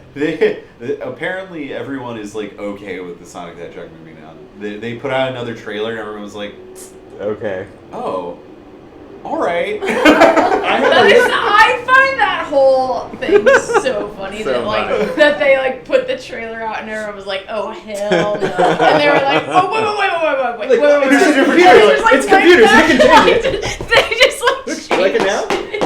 That's so It's fucking amazing. funny. I learned And about this this is why it's because great that these franchises go on, is because it says so much about our culture and we can laugh at them. But then they just become fan service. Like I think that's the problem with all this stuff. I It's just people find are like, that this is one- what we want in a movie, and they're like, all right, we'll make that movie. I And find everyone's that one particular narrative very funny. And on the whole, All of It's it's like so hilarious and amazing. I had a Lyft driver who was like, I don't know how it happened. He started talking to me about Sonic the movie, and one of the things he said, which like blew my mind, was he was like, "Yeah, did you see that original one? I was very upset about it. I don't write hateful things on the internet. That's not me, but I wrote some hateful things about that Wow. show." And he was, Wow. Who cares? It was really a That's cool crazy. thing to hear an absolute stranger say, where he was like, that horrible thing we all hate? I did that because this is where I drew the line. Yeah. Was this Sonic movie? That's what broke him. Yeah. Yeah. I feel like he was implying like I didn't fuck around. I didn't go on anyone's Instagram because I didn't like the Star Wars. I was about that was not, that didn't touch me in a personal way. It's Sonic. Sonic. the blasphemy I saw on my Sonic, screen. which has the least narrative of anything we've talked about so far. It's just a blue guy who like Yeah. runs across the screen. You'd be surprised how deep the Sonic narrative goes. You know, honestly. I imagine. Well, Yeah. because they brought the Oh my Chaos God. Emeralds into it, which are sort of like the claw We're times. getting Like, this- Oh my seven, god! yeah. Oh my god! Let's not talk about Sonic anymore. Gene Wolfe Book Best. Club. I don't want to talk about Sonic anymore. We're like on chapter 2. Yeah. I already page to chapter 3. Yeah, I think we should go to chapter we have not really talked about chapter 2. It's mostly him just like, I mean, yeah, I think it's we kind of talked about pretty it, I think. straightforward. I think it's so cozy in this room. It's affecting the. Yeah. The Yeah, focus. we're more like We're all relaxed. we're just Yeah. shooting the shit. Yeah. All right. we also right, drink let's- a lot of coffee. That's so true. we're- Okay, And let- we've never I wish we finished had the chug more of coffee. I don't think we've ever finished the chug. I've never had I more think than the one other cup Yeah. before, and I just had the 3. squirty ones People are chugged out. bigger. Yeah. They're much. Yeah, Which made me totally. sad because I want more coffee. All right. Well, chapter 3, Through Dust. Should we get coffee delivered? Is that a thing? Yeah, you can do it. It's probably for the best. I can't drink more coffee. I'll die. So he's traveling with New Jonas. Is that with an N-U? With an umlaut? Yes. New Jonas. There's also an umlaut over the O in Jonas. And the New Jonas. Sorry. It's- I don't know why that's funny. It is. I know, I'm sorry. New Jonas. New Jonas. It's like a sleepover here now. You think it's not always like this? Is it? We go in Jen waves. is keeping us less on track than I know. normal. Yeah. You're, It's like, the weed. that's might what be it is. Usually it's coffee to weed, and now it's coffee with weed. so you're willing to follow us down? There's been some, Down our, I like, think fucking there's Star been Trek some tangents. worthwhile tangents that have happened. I think for me Oh, too, definitely. I originally And I did cut it read off these at like Sonic. a month ago. Yeah, Sonic was Star Wars relevant Sonic. Far gone. Like, here he is. Here he is, right here. Sonic. There he goes. That's blue guy. All Gotta right. go fast.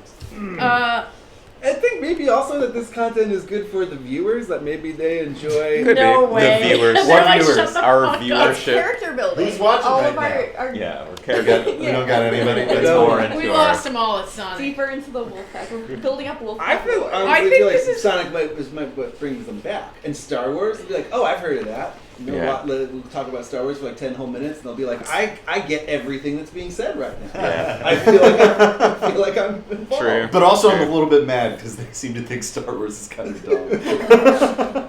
That's why it's good, though. Yeah, I mean, Nobody definitely. who's into Star Wars is watching this shit. A lot of people don't understand dumb. They're watching a YouTube Definitely. about Star Wars. If you Yeah, like they Star wanna Wars, make you're it not watching a important. They YouTube think, about they something think, that's yeah, like because Star I Wars. enjoy this, it has to Yeah.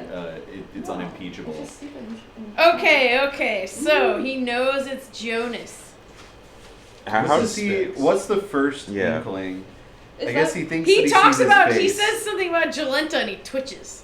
Ooh. Oh. First he on 215 he sees Jonas's face Right. Yeah. in the way that people see Thekla's face. His face was not really like Jonas's, which had been long and narrow, but once I saw it sidelong, I caught something there so reminiscent of Jonas that I felt almost Yeah. like I had seen a ghost. Yeah, Which feels very Thekla. He also Yeah. he knows that he knows that people see Thekla when they see him. Yeah. Sometimes when Thekla's like out. That part, by the way, where he's like with the Autarch and Thekla's like the Autarch's like talking to Thekla and like Thekla's talking to him. It's really good. Anyway. We also have this part on 216 where Severian says, "Perhaps I never told you this, but I have the facility of recalling everything. I can't always lay hands on it Yeah. when I want, Yeah. but it is always there." so He says shit like that so much. we're just like, oh, I got them. They're around. I'll remember it at some point. This is 216, right? Yeah. Yeah. Yeah, that I feel like that was a big deal for me when he said that. Like, when he clarified that he has perfect memory, but he can't always get to it. I feel like, okay, so we're all Severian. Yeah. Everybody's Severian. Yeah, of Yeah. course. Right. We all have that. That is what having a memory is. Yeah, And you that can like find it. stuff happens to you that and it's in there. It's all in there, even though you might not ever think of it again. Right. It's still in there. And then it'll get brought up And by it's in- something. Yeah, nothing that goes into you goes to another place. Right. There's no like what. Information's not created or destroyed. Yeah, you don't like excrete a byproduct of old information. Oh, that's You know? so gross. You don't just. Maybe that's what snot is. You're right. Every time you blow your nose, never you're realized. losing just like junk memory. I feel like that Memory would, slime. that Yeah. would be a more reasonable way for a brain to work. I'd be like, all right, I've forgotten this much. Yeah. Oh, when you get sick, you. Isn't that what happens in Harry Potter with the? Oh, that doesn't come out of their. Conceive? That doesn't come out of their nose, but Yeah. That It shit is- looked it is still like Harry a Potter. mucusy kind of thing. Yeah, Harry Harry Potter Potter's is like like the evil, demented son of Star Wars, huh? Totally. Although somebody described Harry, like, did a comedy routine where they told the story, and you can't tell if it's Harry Potter or Star Wars because they're so exactly the same story. Really, Huh. it grafts so perfectly onto each other. Yeah, but I mean it's because they're both use that archetype. Like they're both built on archetypes. But it's down to like Hermione ends up with Ron instead of Harry. Like it's so. I mean, you're right. You're exactly correct. yeah, It's just amazing. that's one of the 9 stories. Just so happens that makes for really good franchise movies. Yeah. I mean, not whatever. Well, really I can't wait till the next successful story comes out successful later this franchise month. movies. Everyone likes the special kid. You gotta be the special kid. Oh yeah, everyone wants to be the special kid. There's That's- that whole And we scene are in all special. Sopranos where they're talking about why Harry Potter is popular because every 98-pound weakling wants to think that like they're just like one revelation from a stranger away from being the most powerful person in the world. Isn't that Right. not also happening in this book? Yeah. Except and that's what I think is interesting about this book. The It's- special kid in this book, the more you read it, the more you realize, like, oh, this guy fucking sucks. That And same and thing he's just happens a in normal Harry guy. Potter. Yeah, Oh, really? actually. Oh, absolutely. Oh, About okay. halfway through the series, you realize that Harry is like just shitty. Now, see, I started it being like, what's this sniveling brat doing? I hated him from before I read the book. Oh, well, yeah, like definitely as you go in Harry Potter, you're like, oh, this guy's like not actually good at anything. He just has good friends. Yeah, like he does Uh, whatever he wants and breaks the rules all the time. Yeah, exactly. Like he's He not uses really a good people. person. Yeah, I He's a mean, dick. it's like I have a soft spot for Harry Potter, but like I He don't. does. It's not an uncritical reading of that, and I think that this is a critical version of playing with some of those tropes. Yeah. But I don't think that we can necessarily criticize Star Wars and Harry Potter for having that narrative Yeah. when that's also what's happening in the book we're reading. True, very true. He's a special kid for no reason. Like, you know. We're getting a satire in this, I think. Yeah. Yeah. This is a satire of that narrative. Yes. Yeah. It's definitely not a typical hero myth. Like, I mean, it's a journey, and I guess self-discovery is involved. I mean, it feels like a deconstruction. There of is it. like a Yeah. magical I item. think he's definitely playing with that. He's I definitely- think yeah. there's more to it, but I mean, like even the Christ myth is a part of that Mhm. narrative tradition. So it's like Mhm. everything that he's drawing on has that in it. But I think this is a very modern read of that Right. story structure and that narrative. How it Yeah. works. Yeah. With more subversive elements to it, and it doesn't resolve the way, like, I don't know, like Star Wars would resolve. Yeah, I mean it's definitely not it's not a tidy Doesn't Yeah. resolve. story. It's a Yeah. sprawling Yeah. thing. Yeah. Right. Right. Like hero That's why it's myth good. ends with like self-discovery and then like being a king or something. And a like, basis. You're sent to a heaven. bassist. I thought you were calling him the bassist. No, anabasis. Oh. You get catabasis where you go to the underworld, and anabasis where you go up to Okay. heaven and you find Beatrice. Yeah. Yeah. So Severian doesn't exactly do that. Can I drink one of these? Yeah. I don't think Well, actually, So do you need a new soda? There's 2 of them and they're not open. Yeah, I brought one for all. One. One That's for why I'm all. asking if I can drink one of these. Yeah. 'Cause I already drank my one. Now I'm taking My over one. another. Oh, I still have coffee. This What a smart conservationist. smart- Man, we're going off the rails. This now. chapter also kind of interesting because you get to see or hear Severian talk a lot. Like it's mostly like Severian recounting and kind of like a little bit of plot recounting too. Like he goes back and describes Valeria, which is cool, and I guess that foreshadows the appearance of Valeria later on. When he It's leaves funny because Orcus. The whole I feel thing, like yep. he's actually talking to keep himself conscious, but he's like saying that he's talking to like, because this whole thing, it's like everything's backwards in Yeah. this situation. Yeah. He's like talking to Two himself. people are changing place. He's This talking is a to Freaky himself. Friday. Yeah. He's also like super low in the mix right now. Like Thekla's like bumped up. Thekla Yeah. channel's bumped up It's pretty just- high, and Severian's It's kind of like interesting. Yeah. faded down a little bit. Yeah. And What, there's what an amazing way to think of it. Yeah. the EQ, Yeah. Oh, I've been personality when EQ. I read this like a couple months ago, I definitely read it like that. It's like, oh, Thekla's like really far in the front through this whole book, and I think that's why he's more perceptive, is because of her. And like I feel like all of this is him kind of just laying out. I mean, part of it is Wolfe saying like, you know, for reader who didn't just stop reading the last book and go to this one. You know, if you come to this after a few months, you're like, oh, okay, like here's some like highlights that I should probably remember going into this book. Well, also, like, I mean, previously I have always felt like whenever Severian's at his smartest, it's Thekla doing the reasoning. Yeah, Right. Because I think she's so. way smarter and more trained Yeah. An experience. intellectually. Just like everything about her is better, you know, she's And- better. She didn't So- spend her whole life in a tower. She's even meaner. So I do actually think like he sees Jonas's face, and then he starts to kind of just like, he's like, okay, I'm just gonna talk to him for a while, and then he like just mentions Jolenta, Yeah. Where does that happen? like 216, the middle of the page, and it's like a twinkle, and to me it's like, okay, Thekla. Yeah. If anything besides whatever, it's definitely possible that Thekla is kind of like trying to draw him out. Yeah, it's he's baiting. Yeah, I agree. But I think Thekla's smarter than Severian, so I assume that it's Thekla doing it. That's fine. Me too. That makes me. How do we feel about the name of this chapter? Through Dust. It makes me think of Like So like a poetic. the grains of sand in the hourglass. Yeah. Like, So through this sort of- time, yeah, this sort through of being death. like. well, it makes me think of in Earth when he's coming back to Earth.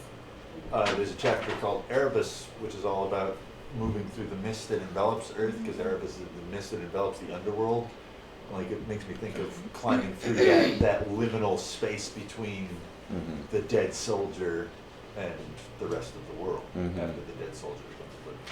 That's what At the very the dust end. of the grave. Also, at Yeah. the very end of the chapter, he notices the blood splattered in the dust. So it's like they're on a trail for Splatter one. of the dust invented. Which a lot of the time he wouldn't have been on a trail. He would have just been in the like woods or Right. maybe kind of near a road or on a road.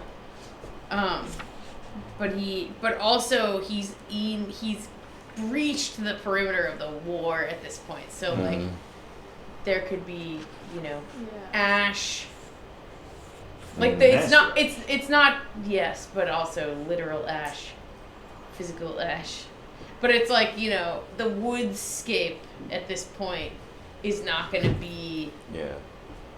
just a normal, like, natural woodscape. There's also, like, a lot of, like, detritus of war around. Is there a lot of dust around now? I mean, like just Battle burnt scat. trees, like space Yeah. cleared. Yeah, that's what I'm saying. Better than a scat battle. Yeah.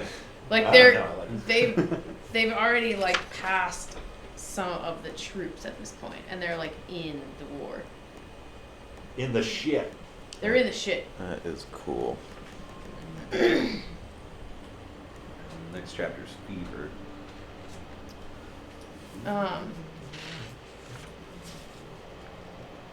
Yeah, and then you were. I like you this were passage saying, about what if the sun himself were to dance. I like that a lot. About the dials being on their side and stuff. where's that? 217. It's before the next show.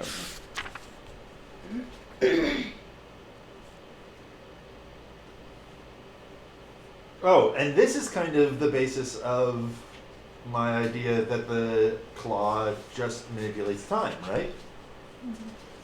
Well, Dorcas said that long ago. Oh, okay. Right. Never mind. Well, he talked about Dorcas. And he's talking. Oh, that's what he's talking about. Yeah, and then and he talks about Father and Near's mirrors also.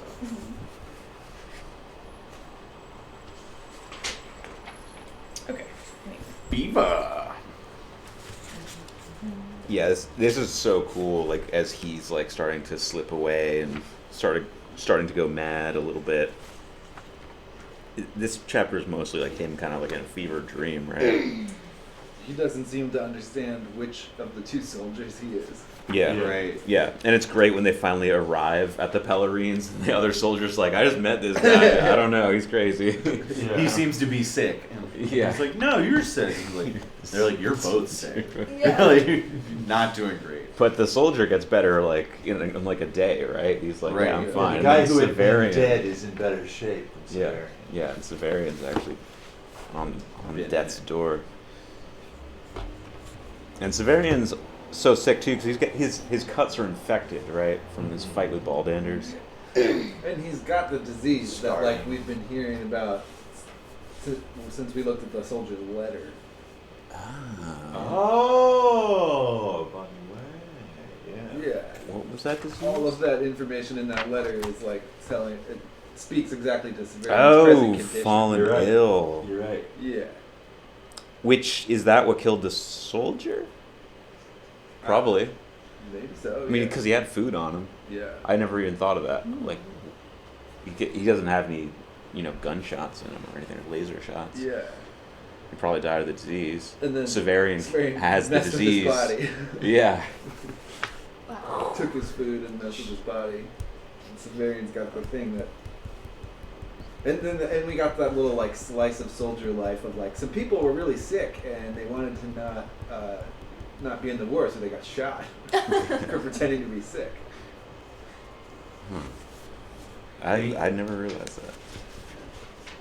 He also talks about how he keeps like tripping, and how it became a sort of disease Yeah. to him. Mhm, mhm. So he just like can't stop tripping over his 'Cause own feet. Because he's Be- fucking like. Because he sick. is sick. He's just like even this is just even like 2 paragraphs before someone's like, dude, you're sick. Yeah.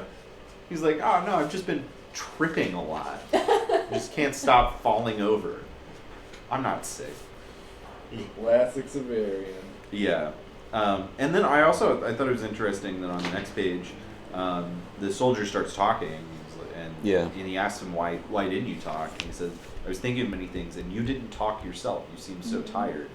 And I wonder if that means that like how much of the last chapter was Severian actually saying out loud, like Mhm. where it was because apparently he's barely talked to this guy. But also, I did like just the first couple times I read that, I was like, oh yeah, that's just what happened.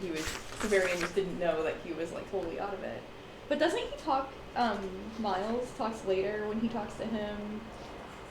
When he's like about to leave and he sits down, and does he describe what it was like walking? Is there a part where Yeah. that happens? And it's like really confusing and weird, and I'm wondering like what actually is happening. Like, is it right now? I'm wondering like if it's Jonas that's in the foreground during this time, and he gets them. He's smart enough to get them to safety, and so Miles doesn't know that, and he just thought like, oh, we're just like in this weird spot. I don't know.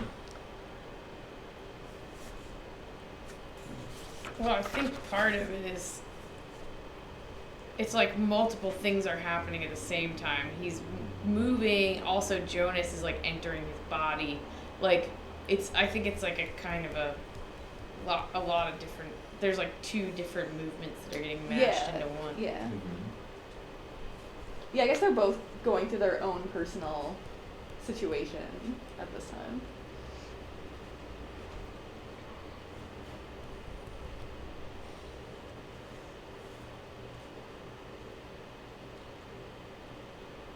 sort of like hallucinating or dreaming, I guess.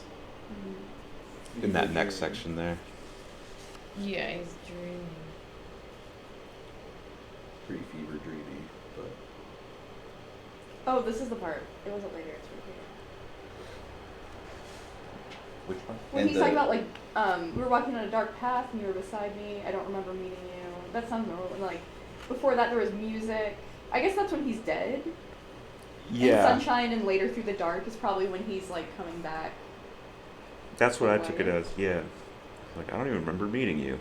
We were just on the path, and before that, yeah. But I'm Seems thinking like heaven. even when they're walking on the path, that's not what Severian's thinking of. I'm thinking like walking on the path is like the conciliator calling him back from dead time and they're walking. Right? I mean, it doesn't matter. Well, yeah, he's talking about coming back from death and also Jonas coming into the body. I want to talk about this part when we, again, when we read Earth. I feel like this is kind of a description of Yasad. Yeah, he's also, it's like you're Oh, going yeah, from yeah. the light into the darkness, Yeah. like Right. that's like the white fountain black hole thing Totally. too. Yeah, I mean, definitely. Yeah. And like going through the mirrors. Yeah.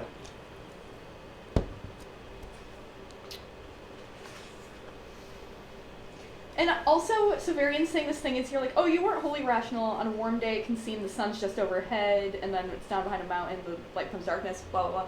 I feel like every time someone says something kind of profound, Severian also always, like, Yeah, tries to he reduce flattens it it. to Yeah. the smallest Yeah, he thing. flattens it. And that's how we can probably assume that he's talking about more here than just, like, trudging around in the woods.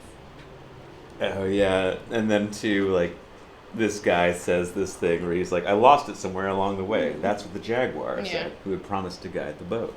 Dun, dun, dun. Love that. Oh, but yeah, and like, then underlining how that's too sinister to be appropriate Yeah. unless it's Jonas eating up another person's personality. Yeah. Yeah. And it's interesting that, like, I never caught that line, and it's like, oh, so the, like, description of the event that they're showing must, like, have some kind of, like, scale of how Yeah. serious. I didn't really think about, like, I only thought about, like, literally all the little, like, asides. I never thought, like, you know what I'm talking Yeah. about? Like, how they literally fit together and not, that they're actually conveying more information. Mm-hmm. And that's a lot like the Ashayan, a bit like the Ashayan language. Yeah, Mhm. definitely. And it's like a. I mean, when you're speaking in metaphor, I think you immediately get a lot more like complexity in what it's saying. So you have these people who speak entirely in metaphors and say a lot of things at one time.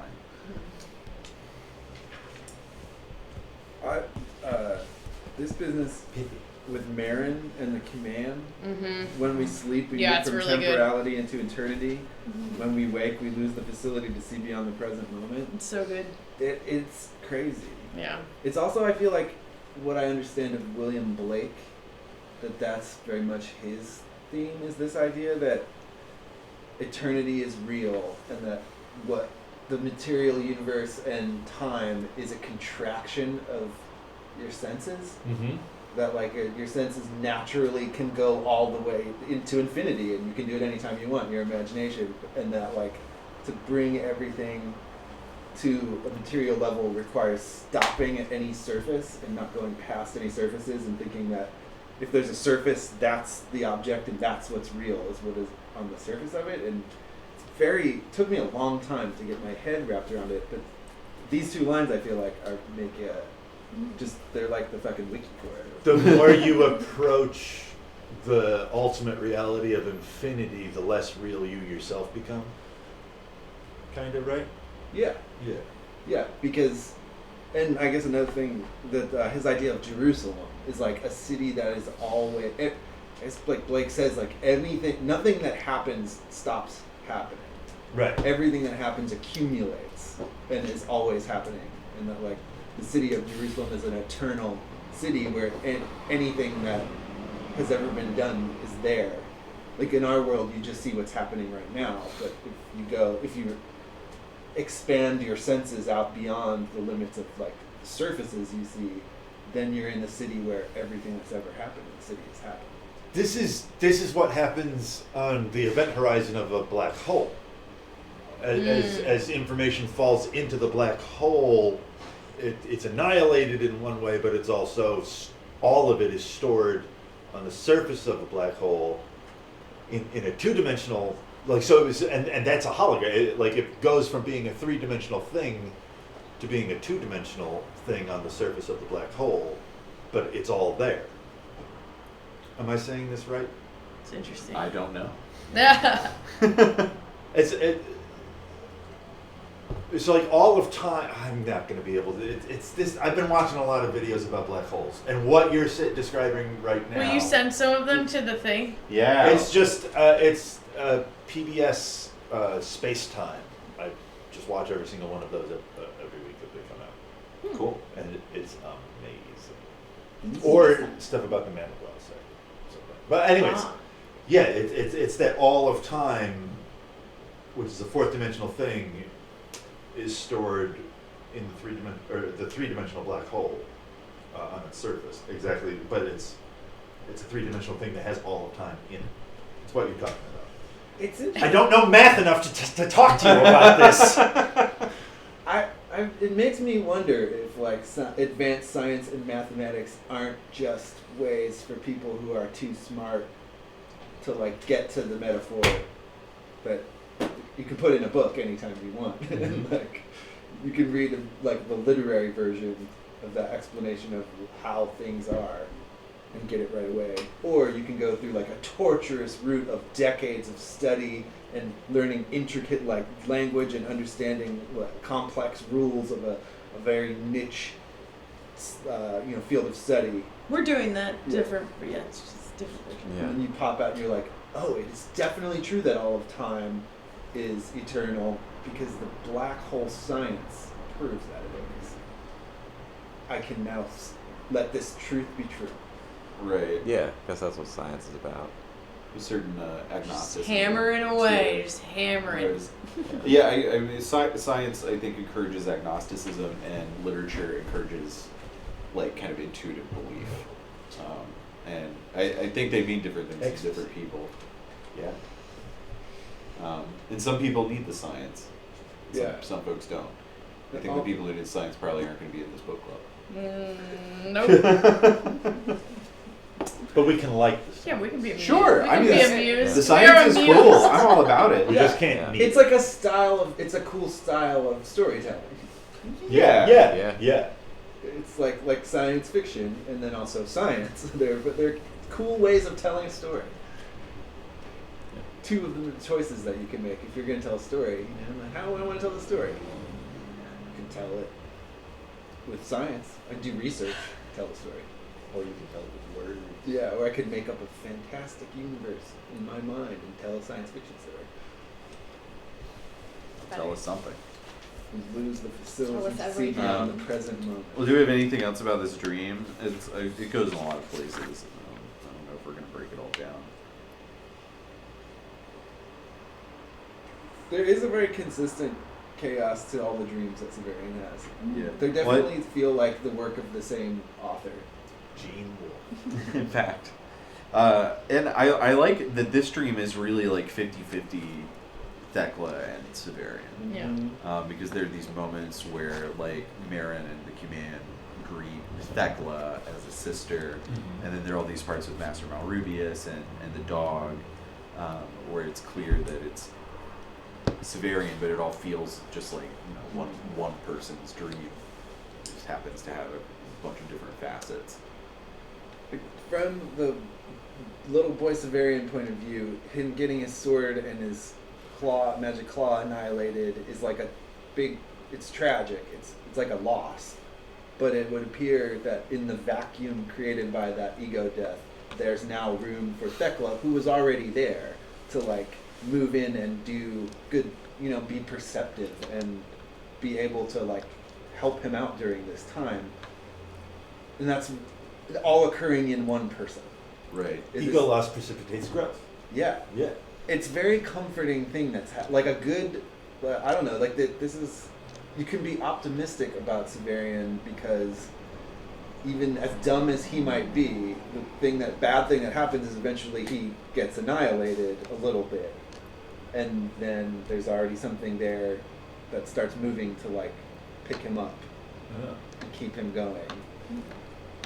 Like the thing that's bad for him, getting himself killed a little bit, is just what he needs to let Thekla have room to like get shit going again.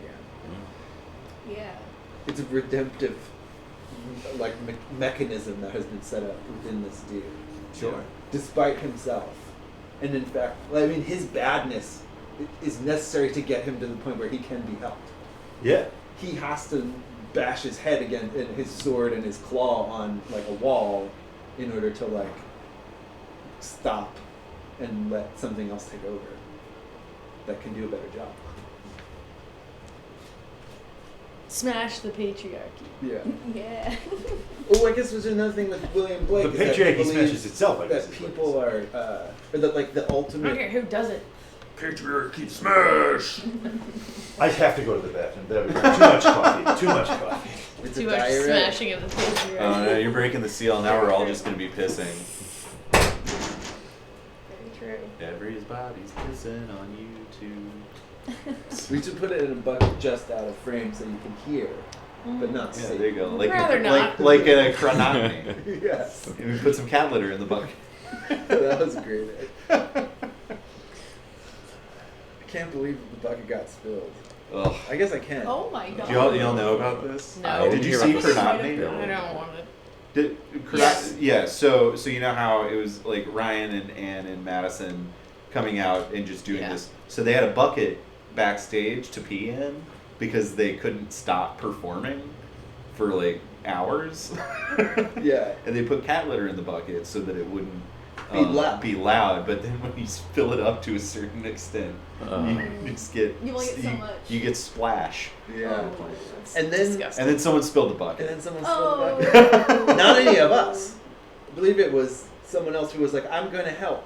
Let me help clean." I'll move this bucket. Yeah, and then just immediately overturned the bucket of urine and human urine and cat litter. That sounds awful. It was like the worst thing that could happen with that setup would be it to Although- be spilled by a stranger. But- Although not as bad as if it were filled with cat piss. yeah, That's that, true. That would be worse. For sure. Yeah. Oh man, I can't think of like any quantity of cat piss that's like Okay. okay. Yeah. Yeah, exactly. But just especially a quantity of cat piss that like has volume. Mhm. You Yeah, know, that's I feel not good. That's not good. It's the stuff of nightmares. All A right, volume of I let's guess cat. not that's maybe talk why about we that. have the litter box system, so we never really know how much piss is coming out of them. Like, Right. It would be so gross to imagine a bucket of cat. I can't. It's Right. I've yeah, never you really can't tried think to of it. imagine You that. can't really It's think of it as a horrible. liquid. Yeah, Yeah. Oh, it's he's mainly. locked Oh, out. there it Oh, is. he's not locked out. He locked us in. Yeah. Now I'm gonna piss. It Taking begins. turns. The lazarette, Okay. right? We on the lazarette now? This is when We he are. meets his first Australian. He almost introduces himself as a lictor, and then he's like, "They're not gonna talk to me if I tell them that, so I won't." But it's like, you're not a fucking lictor, dude. Yeah. Yeah. You haven't been a lictor in a minute. He's not a torturer. And you were only a lictor He's for not like two paragraphs. Yeah. It's just insane.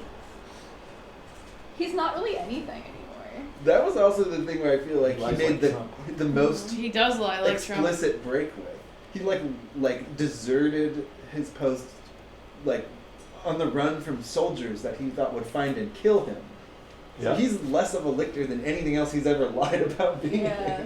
Yeah, and no one even like that kind of happened when he was a torturer, but there were some people who were like, "But we're letting you go. We're on your side." Yeah. And then he just did it again, and there was no one to protect him.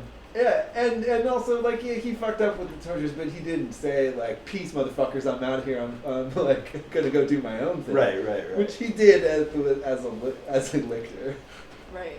Just Yeah, like, he doesn't know what the truth is. he's got circumstances that require him to phrase it delicately. When in order to keep his idea of like what the point of all this shit is going on. But bear with me for a second, while I engage in this indulgent line of thought. But if we accept the many worlds interpretation, and the idea that, there's these 8 different Severians and they keep dying, but then we pull in another one from another universe. If we're pulling from far enough universes, that would mean that at any given point in time, depending upon which marks of Severian we're at, it's not a lie for that Severian. It's just not the narrative track that we've been following, but for that Severian, a whole other past has occurred, and he's just been pulled into this Severian-ness, and so a confusion could arise from that. That in some universe, if every Severian does occur, there was a Severian that was a lictor and did a good job of it, And so. But what would It was indulgent. What would the importance? It's just okay. Just to indulge you a little further, and you don't even have to answer the question. But Okay. what would be the importance of this universe's Severian that is so important that the other Severians couldn't do the same task? Okay, because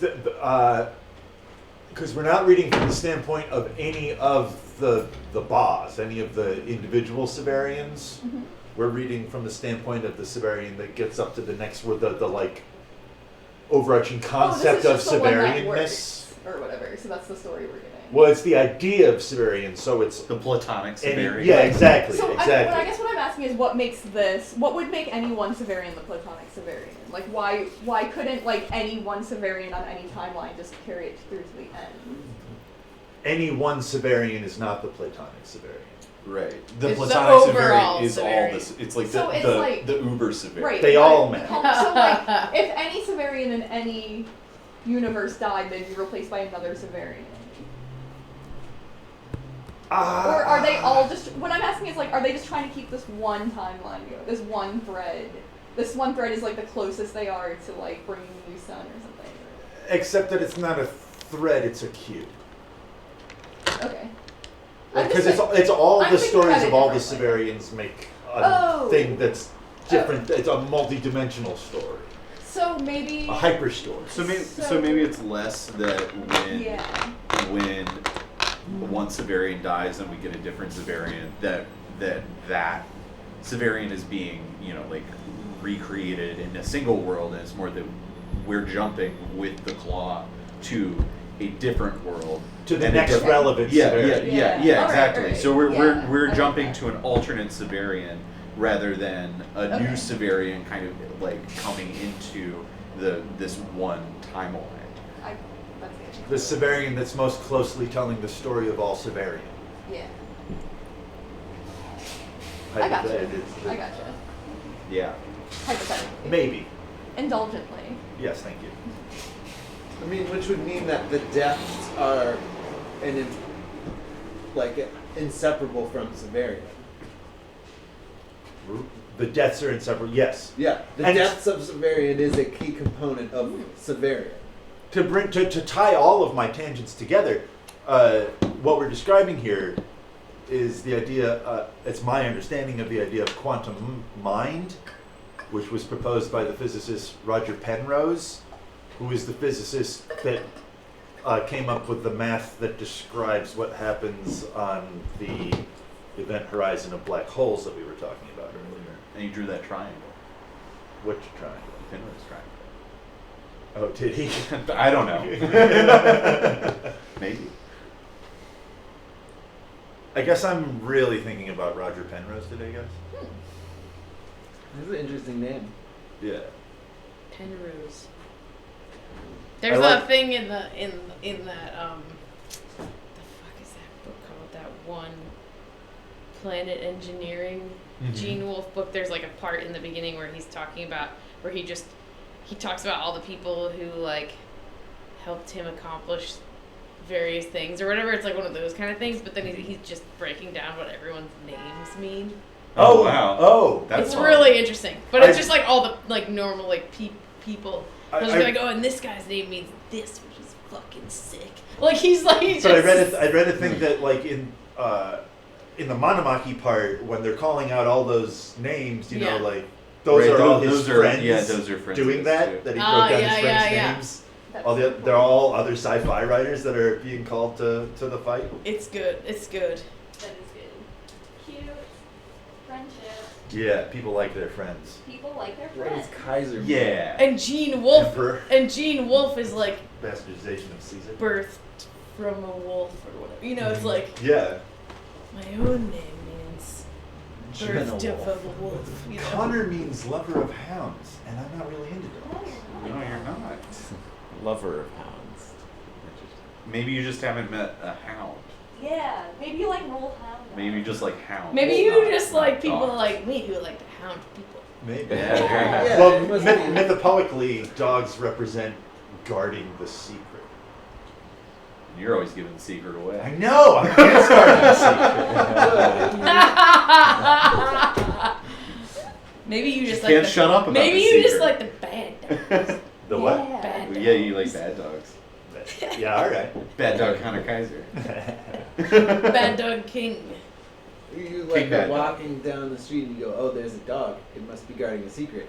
Now I know where I can go get a secret. Thanks, dog. That's why you love the house. They show you which places are gonna have. I mean, if it's a good secret. dog, it's probably not that good at guarding a secret either. Dogs I are- respect a bad What about a dog. middle name? Middle name might gain some clarity on the dog loving. Michael? It's like an angel. Also a guardian. Right? Yeah, but Yeah. all of those things, all those angel names have meanings though. Yeah. Angel isn't the meaning. I Because have the my other L, secret Catholic the L name, is God. The L suffix is God, so it's like Mhm. something of God. Michael. Yeah, what's Micah? I don't know. I'm gonna look it up. Michael's in the he's in the Paradise Lost, right? Is he the guy that with the sword? He kills Satan. Yeah. He's in the movie Michael. You bastard. Yeah, he's With John Travolta? Yes. Oh man, Classic. it's a question. Oh, is it? It's a rhetorical question. Who is Okay. like God? What? Who is like? Keeper of the hounds, who is like God. And Question Yeah. though, keeper of hounds. Who is like God? Yeah. O keeper of the hounds, who is like God? It's keeper. I thought And it was it's- lover. Huh? I thought it was It's lover. lover. Oh yeah, it is lover. Yeah. Yeah, you don't have to. And the have answer- Connor's a lover, not a keeper. I mean that's true, isn't it? It is true. I can't keep anything, even my loves. Oh. No, you always have your love. It just. I keep getting new ones. It transforms. It's transferable. Oh, Uber love, Yeah. platonic love. Yeah. I go to the next relevant love. That's right. You just jump to the next timeline. The next. But enough about my name. Man, it's so fucking interesting though. To me now. It's I'm really kinda interesting. curious. You're not curious? I am curious. Oh, you? Yeah, Yeah. I'm- Well, maybe after we wrap. Well, my we'll last do name is a everyone's name. place. We'll do everyone's name at the end. Yeah, Right. yeah. But I'm just that'll, curious. it that'll be doesn't really work if supplemental it's just a content. place, right? We'll do a second video where we just For our analyze our Patreon names. subscribers. Yeah. I think it doesn't mean Man, anything. if only. Oh, I just feel like can you keep going once you hit like, oh, this is a geographic location? You just sort of like, oh, The word Yeah, what's still the has significance roots, of that but- geographic location? and the word still has roots, probably. Yeah. I hope so. But a lot of names are like, yeah, a place. A Yeah. place, what job you did. Yeah. Anyway. The job ones are cool. Although I guess I would feel a little strange if my name was like Cooper. Like, what do I care about a barrel? Yeah, it changes. Yeah, it's interesting. Podgy But what is the barrel is mean? page, like a message deliverer in Italian. Ah. Like a page person. This is It's very supplemental humble. content. Let's do this later. Yeah, I think we should. My point was, I think we should Wait do a this minute. after. I think we should do it. I tried and So then let's I do it lost at my the way. end. Yeah, yeah.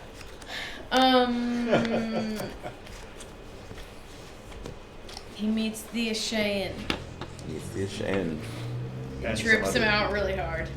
Yeah, and this Ashayan is particularly fluent, right? Like This is Cheyenne is a translator. Is Yeah. that what he was in Oh, the okay. army? Is that the Right. idea? He was Okay. a Cheyenne Interesting. translator. yeah, because So he can understand what they say. someone says like, oh yeah, he can understand what other regular people Which is say. interesting because he still can't talk.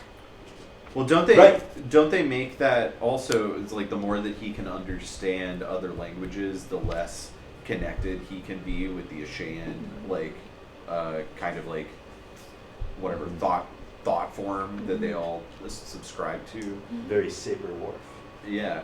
Mm. So he's sort of like, so these translators kind of necessarily become necessarily have to live on the fringes of this Yeah. society because of their close contact with They're the language. Yeah, Yeah. they're Oh, yeah. exactly. They're contaminated. They're a ticking time bomb of treason. Right. It's interesting. Saber Wharf hypothesis: What's that? the language you speak fashions the reality you experience. Yeah. That seems like it's definitely true. Like when you read books. Tell from it to other Noam languages- Chomsky. What he doesn't. Damn. He doesn't. He says, "No, it is not true because you fucked up in this twiddly little point that Eskimos don't have 50 words for snow, so you're wrong." Uh-huh. And Saber Wharf has been unpopular for like 50 years, since the 60s, and is only just now coming back into popularity. Huh. It I was feel thought to be like- very crackpotty for a while. I feel like obviously there's like somewhere in between, but I feel like it's a really interesting, important idea, and Yeah. I feel like it, like using it explains so much about how people like don't understand each other and stuff.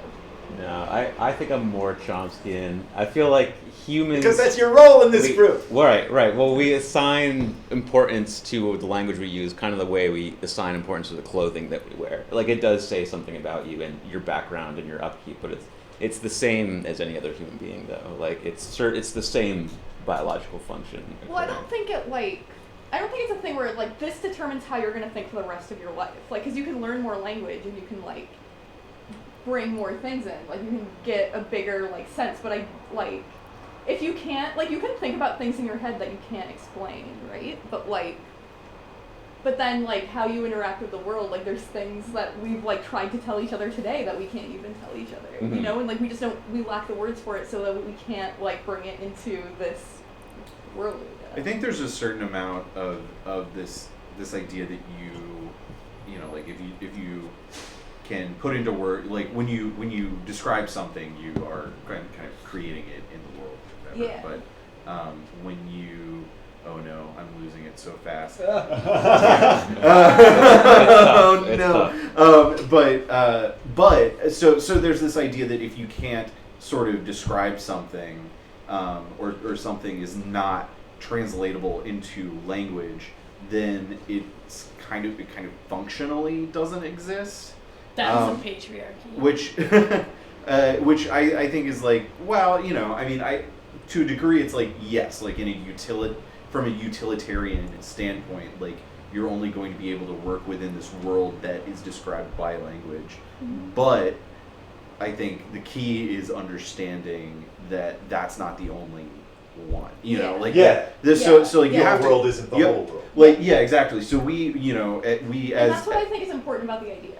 yeah. Is that like it's that restraint that like Ryan was talking about earlier, the like wall that you hit where like you can go further and you can make up new words and new words are made up and Yeah. like you can create the language for it, but like you still have to work within that like little like sandbox or whatever that you're in. Or in Wolfe's case, you dig way as far back as possible and find words that already exist, but that have become alien to us. Yeah. So I guess I don't necessarily know if I'm fully on either side of the debate, but I think I think that it works to say like, okay, you know, this is the world as we describe it. This is the language that shapes our reality. But then the foolish thing to do then is say, and that's all that matters. Right.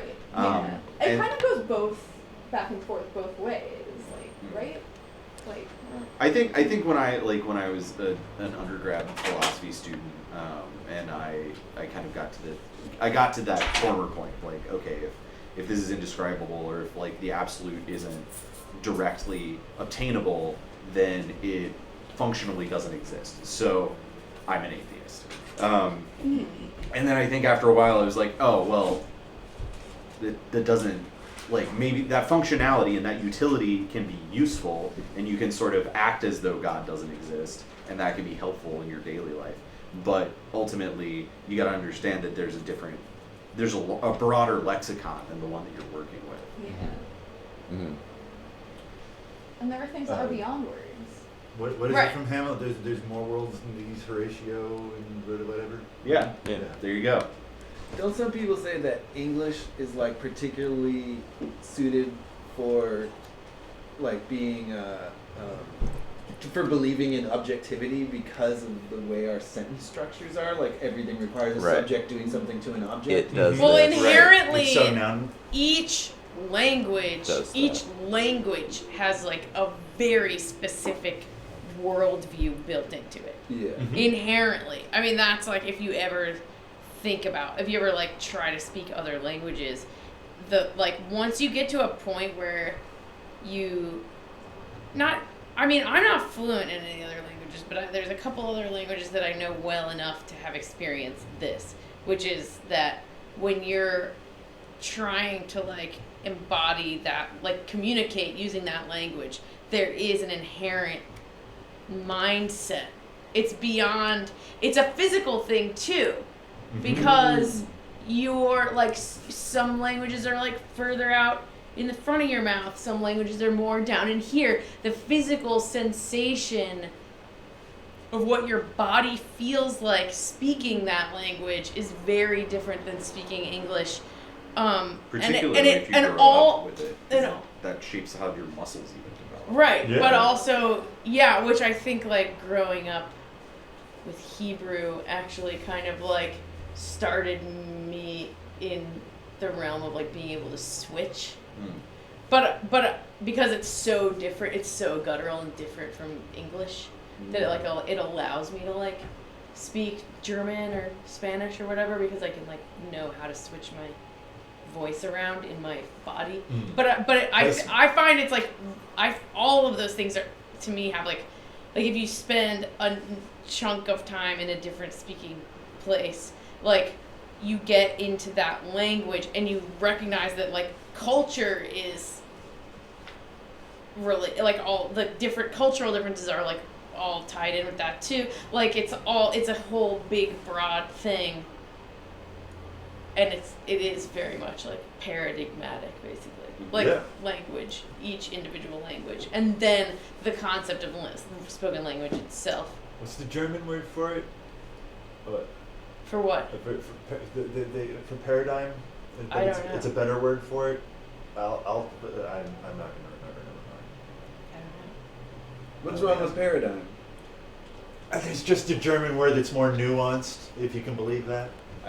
I can believe that. That's kind of how German works. You can Exactly, build as much yeah. nuance into a word as you want Well, by just the thing- tacking more words The on thing it. that I love about German is that it's so often where like a thing, instead of having a name that's like a noun, it's just like a list of attributes. Right, I yeah. love that shit. That's what I German. love When I- that. when I I love constructed making my up fake language- German words When so much. When I made my constructed language, it was all based around the idea of I don't want a noun-based language, I want an adjective-based Yeah. language. It's all descriptors. Yeah. Well, that's why a lot of German philosophy is like really satisfying, because they've come up with these words where it's like, yeah, that's exactly what that means, and it works really well. Instead of like in English where they just use a different word and they're like, it means something else now. Yeah, Yeah. I feel like English philosophy, or whatever American philosophy and a lot of English philosophy is mainly about just like defining key terms. And I feel like in German philosophy it's like, no, we just made up a new key term and it is exactly what it sounds like. It's like math. It's like, well, we've taken these elements and made them into the term that describes what those elements are. Yeah, exactly. So it's very satisfying. I watched Jeremy Clarkson recently claim that there's a Dutch word that means to bang one's penis on the Taj Mahal. Is there? That's what Jeremy Clarkson claims. Who's Jeremy Clarkson? He's the host of Top Gear. Oh. The disgraced host of Top Gear. Yeah, He that punched guy's the an caterer asshole. in the face of it. Yeah, that guy's an asshole. Yeah. Why would you believe his opinion about Danish? I don't believe it. I went and Okay. researched it, and the word just means to bang one's penis against something. And famously, someone banged their penis against the Taj Mahal. Oh. What? There you go. How? So, Famously. Was it a what Dutch sense person? was Yeah. it banged against the Taj Mahal? What portion of the Taj Mahal was banged with the penis? Yeah. I don't know. I didn't watch the And video. Like the top? What I direction? doubt it. I doubt it. Just slapping it? I mean, how would you? I mean, in what way would you bang your penis that it would make sense to describe it as having been banged against the Taj Mahal? You'll have to ask the Dutch. If you're Dutch, that's apparently a thing that you do. Yeah. That's It's a- part of their lexical world. Yeah. It's a Is popular now- porn That's their subculture. savior Yeah, word. because there's a word for it, it's a thing that happens. I mean, they have Amsterdam, so they gotta like really try to find new stuff. Well, to like, do. imagine There's only if- 9 kinks. Imagine if you banged your penis right here. You would never speak of it as the time that you I- banged your penis in the hotel. You know, like you wouldn't describe the whole building you were in. No, I wouldn't. No. But the Dutch would, and because of saber war. That's their paradigm, dog. Yeah. The penis banging Dutch paradigm. I'm certainly not in a specific paradigm. My paradigm is extremely abstract and vague. Well, that would be a specific one if it's one that's abstract and vague. I mean, if you want to play that way, sure. Oh my god. You don't have to be in Aha. multiple paradigms, is what I'm asking. I tried to. Yeah, That's a very Robert Anton Wilson notion. Alright. You guys want to go back to the Back to the lazarette. Back to back the into the lazarette? old book here. We got our One Flew Over the Cuckoo's Nest game. Yeah. Yeah. I love this part. They're just hanging out in there. It sounds fun to me. Yeah. For some reason, I find it so interesting that the dude who's from the farthest south part, because he physically would look like a Swede, we're just we'll name him a Halvard, just make him Yeah. a Swede, even though he's Yeah. from the tip of Argentina. It's just what it would feel like for us. Right. I think that's So Funny. his story is very much like I feel like an Eskimo story. Mm-hmm. Is it intuitive to find the bathroom? It did make me wonder. It's down, Yeah, just just on the keep left. Walking and if you get to the kitchen, you've gone too far. I was like, oh, is this like a? I can go through this door here. It's not a bedroom. No, that's a hallway. Straight. It contains a bedroom. Ooh, it's getting chilly now. Is this like You a? can close that window if you want. I just wanted to air out the sleep smell. Sleep? Never mind. No, No, because it was just a thing that I thought that was wrong. I was just talking. I was just going to give like a random. I was going to say something random, which was Okay. that I was like, oh, sorry, I'm making it take way longer. Oh, did I miss like part of the lore or something that like the poles changed or something? I was like, oh, maybe the poles changed. No, Oh. so No, if you're in the because- southern hemisphere, because then he's the further still- south you go, the colder it No, gets. no. Then I remembered Antarctica. Right. Yeah. Right. But because they And were also like calling it's- him Halvard and like all that shit. He seems so sweet. And also the cold parts are creeping. Like there's Mhm. much more cold area than there is Yeah. now. And also I remembered like, yeah, he's like going north. He's been talking this whole time exactly about like this very specific thing that we've been talking Yeah, that's when you go to a jungle. about. Yeah. The least of the world. You guys know that when there's an ice age, it gets like really hot right before, and then it like plummets down into an ice age. You know that the last time we had an ice age, the time from when it got peak hot Uh-huh. to being all the way fully in an ice age was 50 years. Wow. Whoa. That sounds traumatic. Well, We're about to know exactly yeah, what it's oh boy. We're just gonna miss it. Yeah, I think we'll Barely. we'll get to see shit like. I'm start just to saying, go up. 50 years, that's like Yeah. That's awesome. fast. We're even for a already human. in it. Anyway. Yeah, I think so. Like how long have we been in it then, you know?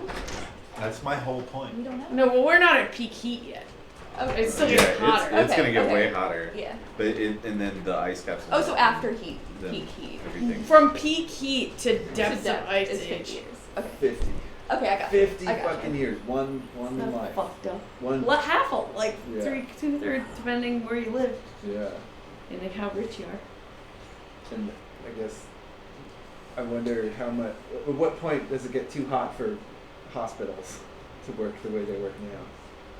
In life expectancy, I meant, will probably Yeah. start to drop before we get into the full on. True. Well, but true. life expectancy, Generation X was the first generation that wouldn't live as long as their parents. We turned thought the we were. corner. In this country, anyway. Yeah. Yeah. Oh, I'm Generation X.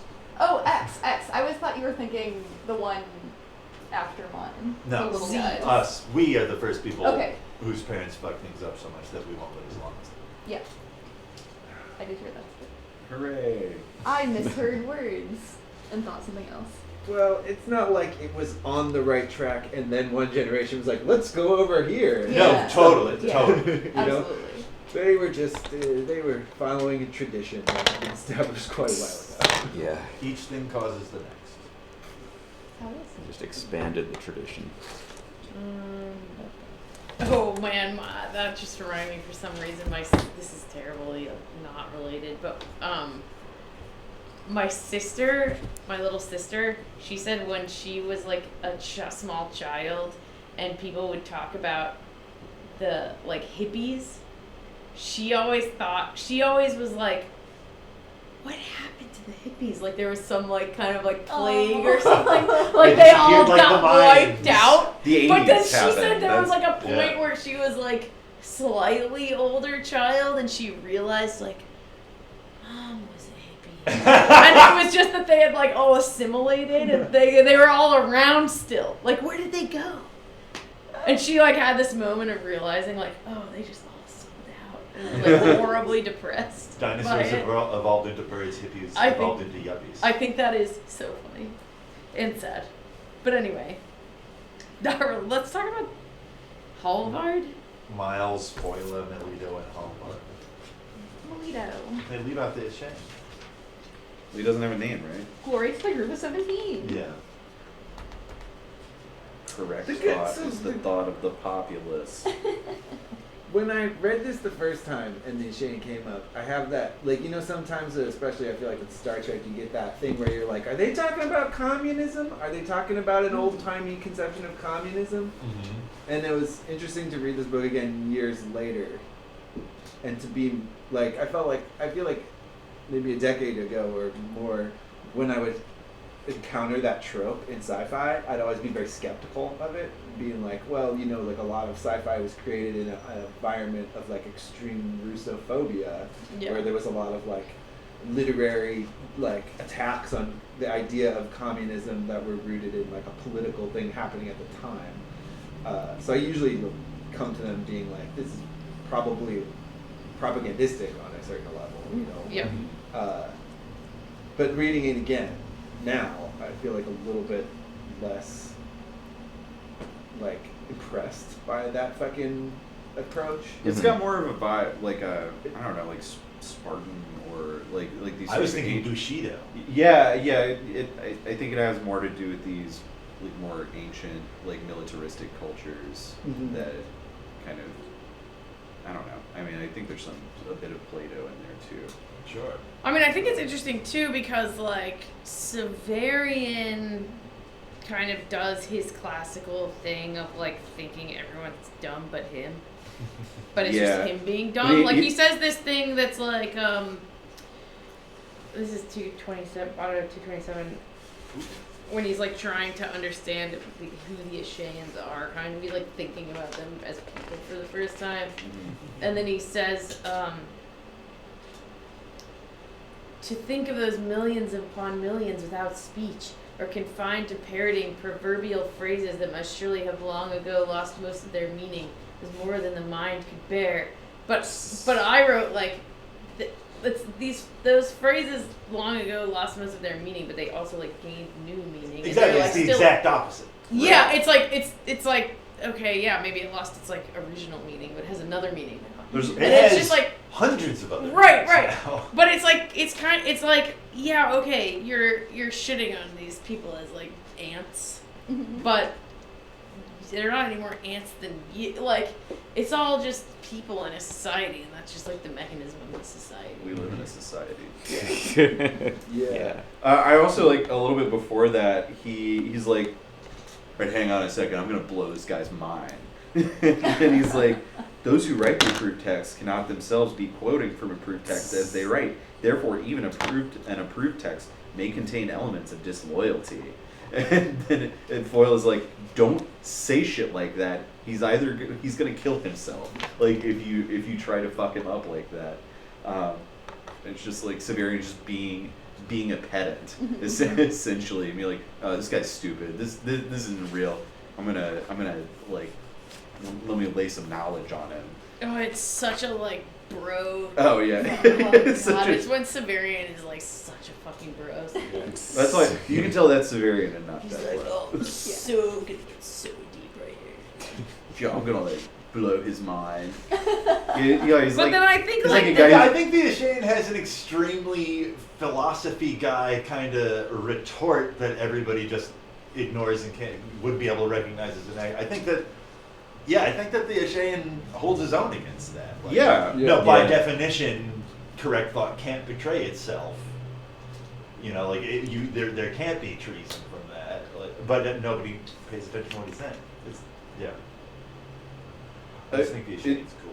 Yeah, well, it's Yeah, just he is no, cool. it's just Severian's like a guy who has just discovered like the new atheists. Exactly. And his- Fucking exactly. He's like He's like, oh, but he's a junior in college, and now he thinks that he understands how this shit works, and that he's going to like evangelize the untruth of all of this shit that people have been living in. Man. yeah, that is such a fucking bro. Oh, it sucks. It's But also- so but it's in broed out. But it's in keeping with who Severian is and the age that he is. It's true. A bro to the core. I've bro to said the core. He's a frat the bro. demographic of person that Severian is the worst demographic. Totally. Like a late teenage white boy. He's literally a frat bro. He Yeah. grew up in the frat. He did. Yeah. Yeah, He true. did. I was born in the frat. He was born in the frat house. He was born in the frat house. Now he has been cast out of the frat house, Okay. so he gets to grow and change a little bit, He didn't but pledge correctly. you can take the boy out of the frat house, but you can't take the frat house out of the boy. Or the bro, rather.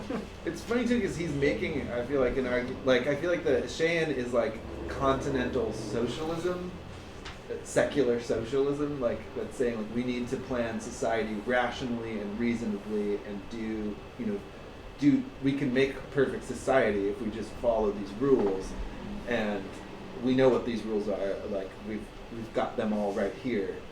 You just are loyal to them, but it's super secular. It's like and then Severian the bro is coming in and being like, at a certain point, like it's just people writing stuff. If you're not inspired by something divine, then like it's all whatever, dude.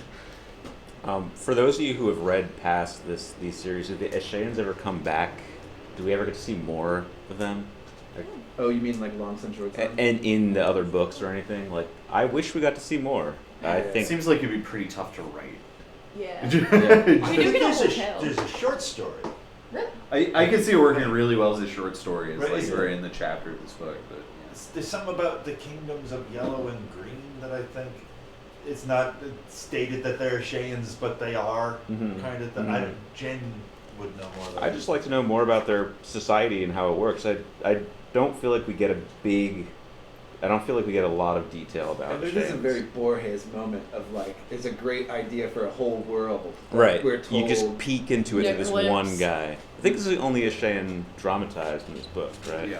Yeah. I think it's really fucking cool. The mechanism that he uses in that story is like so fucking cool. Like the thing where Foila is just like, Yeah. Where homie she's- over here wants to tell a story. I'm gonna translate it. Yeah.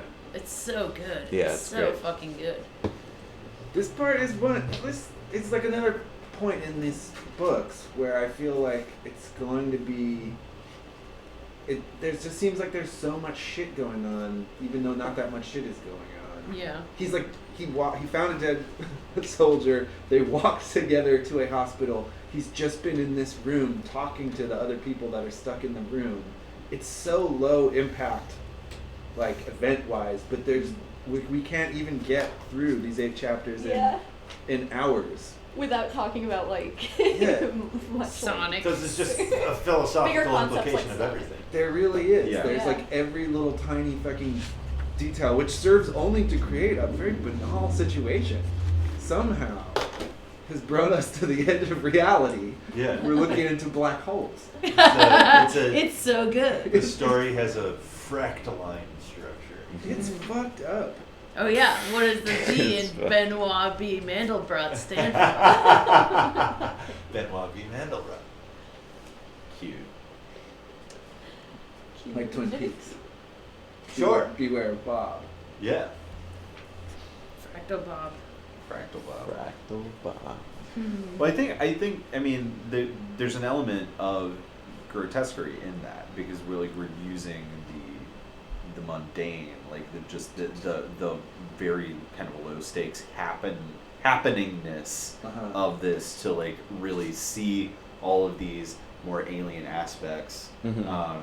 Like it is gross in some ways, how we're like so little happens, but you're kind of just living in it and like going back through it and like reliving it. Yeah, we're learning about robots in a way that we didn't really, I feel like, know explicitly as much before.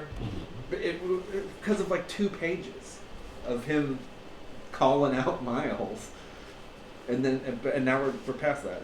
Now we're into like the stories of these other people. We're going to other parts of the world, all like Yeah. for 3 pages, but like 3 pages we could talk about for a fucking hour. Mm-hmm. When you start talking about these Eskimos. Eskimo love triangle. Eskimo love triangle. The 2 sailors. He reflects on the Ashians a little bit too. Basically says like, I don't know anything about them, but he seems to associate it with like, he says like a dying belt of tropical vegetation that lays between our lands and theirs, and he imagines them as like a big swarm, which I think we all kind of can more or less imagine, like a very orderly society. Yeah. But I'd just be curious to get more detail of that, like how orderly are we talking about? Yeah. I guess we'll never know. One thing that on my first reading of this, when I was also just being like, oh, so the Asians, they're communist, okay. Yeah. But then when I thought about the geography of the book, I was like, so he starts out in Buenos Aires and he's traveling north through South America, and the Asians are to the north of there, so the communists took over America? Yeah. Yeah, that's what I originally thought was going on. Yeah. That's And kinda what maybe I the think. the reason why Ashans are so, like why we think of bugs and swarming and ants is because it hits too fucking close to home. That it like disrupts our own like vanity about how much freedom we have. Uh-huh. Like to see it them just nakedly admit that they do this thing they do is like horrifying to us because we don't want to admit we do quite a bit of it too. Yeah. Although we're only interacting with their army, and we, doing the exact same thing with our military. Right. Yeah. I think it's interesting when this is sort of jumping into this chapter more. He introduces Miles to these other people. He says, I can remember very little. I'm hoping that when I go among the units of the army, I will find someone there who knows me. I introduced him anyway, calling him Miles since I could think of nothing better. And does Miles, is that... It means soldier. Right, yeah, I mean, that's what I was Ooh. thinking, it's like Miles, or whatever it's Latin, isn't it? Yeah, it's Latin. Oh, interesting. I always thought that it was like Miles because he's the sailor, and like the sailor Jonas travels over long distances, and the soldier marches. Yeah, I mean, I think there's something to that Yeah, also, but I think, and I totally missed that maybe- there was more support. I mean, Yeah. our word for mile probably it's Latin. It probably has some military origins to begin Totally. with. But in Old German, it means merciful. Oh, weird. No. Also, then Miles turns out to actually be that guy's name. Or Really? does he just adopt it? Yeah, later on, he comes and says, and Severian's like, "Oh, you're starting to remember yourself. What is your name?" He's like, "It's Miles."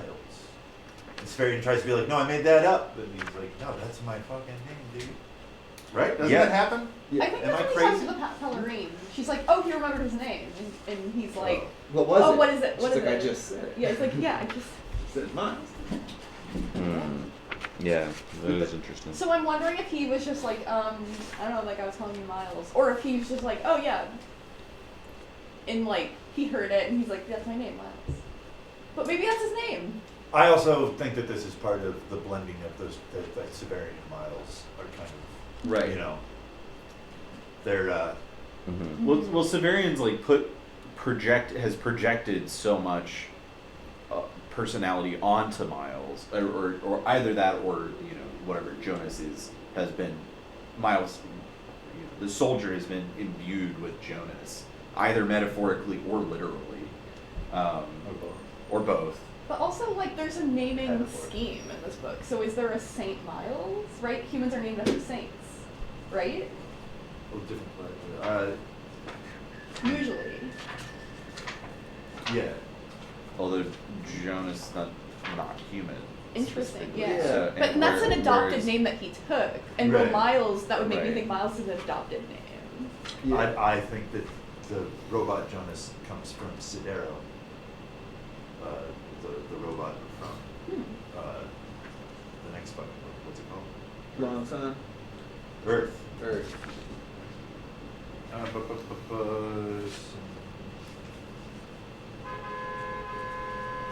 No, I think that usually it says what saint the person Yeah. comes from. There's no mention of a saint. It just says that it means soldier or merciful. Because he's a robot. I think so. Yeah, well, yeah. But I think there's but then I wish it had some mechanical- sort of metallic reference to it, or mineral that would reference. be really cool. Right. Because all robots are named after minerals. Yeah. Well, he figured But also, that out, if right? Jonas is the wandering Jew, After you know, Mm-hmm. Miles like him wandering. But robots aren't named all after minerals until the Long Sun. right? No, in this book they're all named after minerals. Oh, they are. Yeah. Talos, what? Talos Talos, is bronze. Sidero. Sidero is iron. And then the Hierodual robot, Asapago, means Bone. which is made out of calcium, which is a metal. Oh. Okay. Huh. Yeah, what does it mean, like grower of bones or something? Yes. Something, something like that. Bone grower. Yeah, It's something like that. he always names all robots after metal. Okay. But I mean, Miles is not fully robot. Or, Miles no, is Miles not robot is at not all. a robot at all. You're right. Like And the so thing he about can't be named. Jonas, Yeah. but Jonas is kind of like an in-between character. And Right. Well, I think Miles is in between two. He's just in a. He just must be on like a mental side. Well, Miles is two people. Yeah. Well. At There least seems to be two souls in that man's body, is what it says in the lexicon. Yeah, I mean, Yeah. you know, Yeah. I'm talking about, Jonas is in Miles right now. Like, Right. Jonas and Miles are not the same completely. Right. But I'm talking about I think Jonas is kind of an in-between, because Right. He's a half man, half machine. yeah. Yeah, he Yeah, doesn't yeah. fit any of the naming schemes. so now because this, he's a so zombie. Miles is kind of Jonas as fully man. What's up? Jonas gets swallowed by the whale. As Jonah. Yeah. Oh, Jonah. I'm sorry. But Yeah. similar. I mean, But that's they close. He's a curse to all ships. A Jonah is you don't want to have a Jonah on your ship because that person curses the Oh, ship. are they blaming him for the crash? I Or I feel guess like he's the does he only one talk who about that in the? survives, Does he so- talk Yeah. about something like that in the? Oh, he gave it to himself. Does he talk about Mhm. it in the? Oh, right, We're because his waiting for original him. name He's would have been dying. like, because his original name Yeah. would have been like Korean. You're right. Right. One of the Mm-hmm. Kim Soup Kim- party. He's the guy that caused the ship to crash. Jonas fucked up his ship. They had a big accident. It's his fault. Sorry, one moment. In the original story. In the biblical story. Well, No, in this. yeah, like I But does he do that in this story? giving too? him. That's what I'm guessing. Yeah, is that right. himself giving himself that name is like hiding that backstory for that character. Mm-hmm. Like, Mm-hmm. you get to, if you take his name seriously, then it would seem to imply he fucked up. Yeah. He wasn't just a guy who crashed, who was on a Yeah. ship that crashed. He was maybe the reason it crashed. Mm-hmm. So Jonas, this is saying that Jonas means dove. It's Hebrew for dove. Mm. Well, So the, being named after an animal, right? Well, and I mean, if we're thinking biblically too, then the dove is what Noah sends out Yeah. from the ark, Yeah. which Yeah. could have some resonance here as well. Since Jonas is kind of like, you know, cast out for it, or I don't know, how did he come to be Oh, he not is. on a ship anymore? I guess he's been on Earth for a long time now, kind of just Marooned. living in it. Yeah, right. like He's stuck. marooned. Yeah. They are connecting Jonah and Jonas and the concept of it being bad luck on a ship. Oh, that's what you were talking about. I think so. Yeah. Yeah. It's all in there. It's all in there. This is every book. Every book is everything.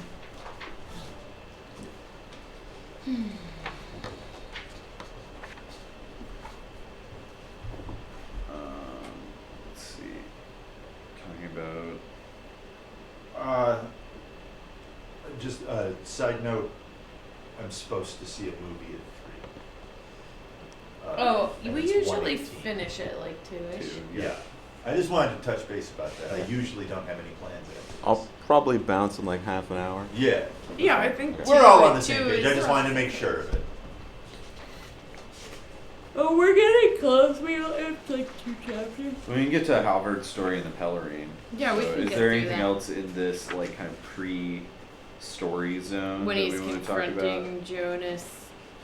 I mean, what's interesting is that is this also the chapter where he talks to the Pellerine and she's like, "Okay, cool story." I don't think Like, so. after this- I that's think after that's after. Halvard. Okay. It's the last chapter. He's talking to, before the stories start. He's talking to Jonas. And he tells him. Have we talked at all about how Jolenta's dead. much it makes sense that Jonas loves Jolenta because they're both half human, half artificial? Oh yeah, Yeah. sure, yeah. Yeah. we covered that a little bit. Okay. Yeah. 2 robots. They can understand each other. Sideways. Yeah. But they're coming from different directions, so he knows that they're in love and she doesn't. Mm. And he's more of a robot with human components, and she's more of a modified human. That's what I Yeah. meant by different. Yeah. yeah. That's what I thought you meant. And he's done it longer. Better at being a cyborg. Mm-hmm. He also made himself into a cyborg. Yeah. Right? And Yeah. Jolenta.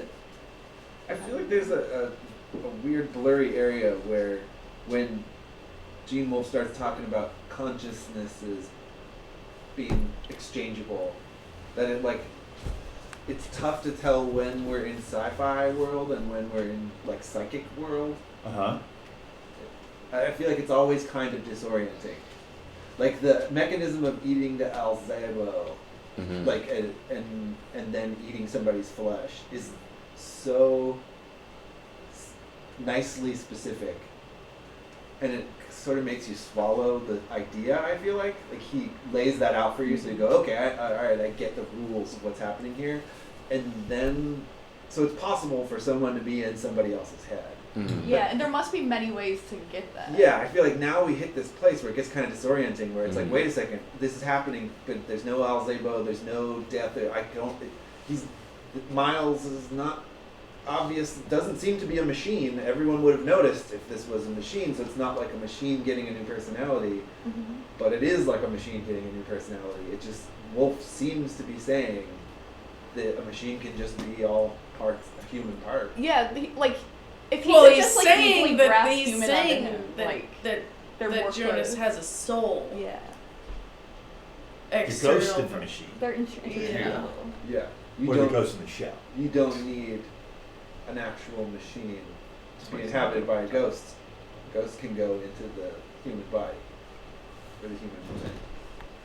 Toteless. Ooh. and that it's and that Severian's transferring it too, Yeah. which is Yeah. weird. It does Yeah, seem I like mean, it's he's got some happening with the causal- claw, he's or got- not the claw, but It's I think yeah I mean I think it's like Severian and the claw, or Severian by extension of the claw, has absorbed Jonas, or like the essence of Jonas, and is now sort of by penetrating the dead soldier is like it's getting kind of sexual, but it's basically This is what sex actually is. yeah, kind of. So I mean, yeah, I mean, sort of. So Yeah. so Severian's like really just projecting Jonas onto this guy, but because this is an amazing multi-layered story, he's also kind of functionally inserting this personality.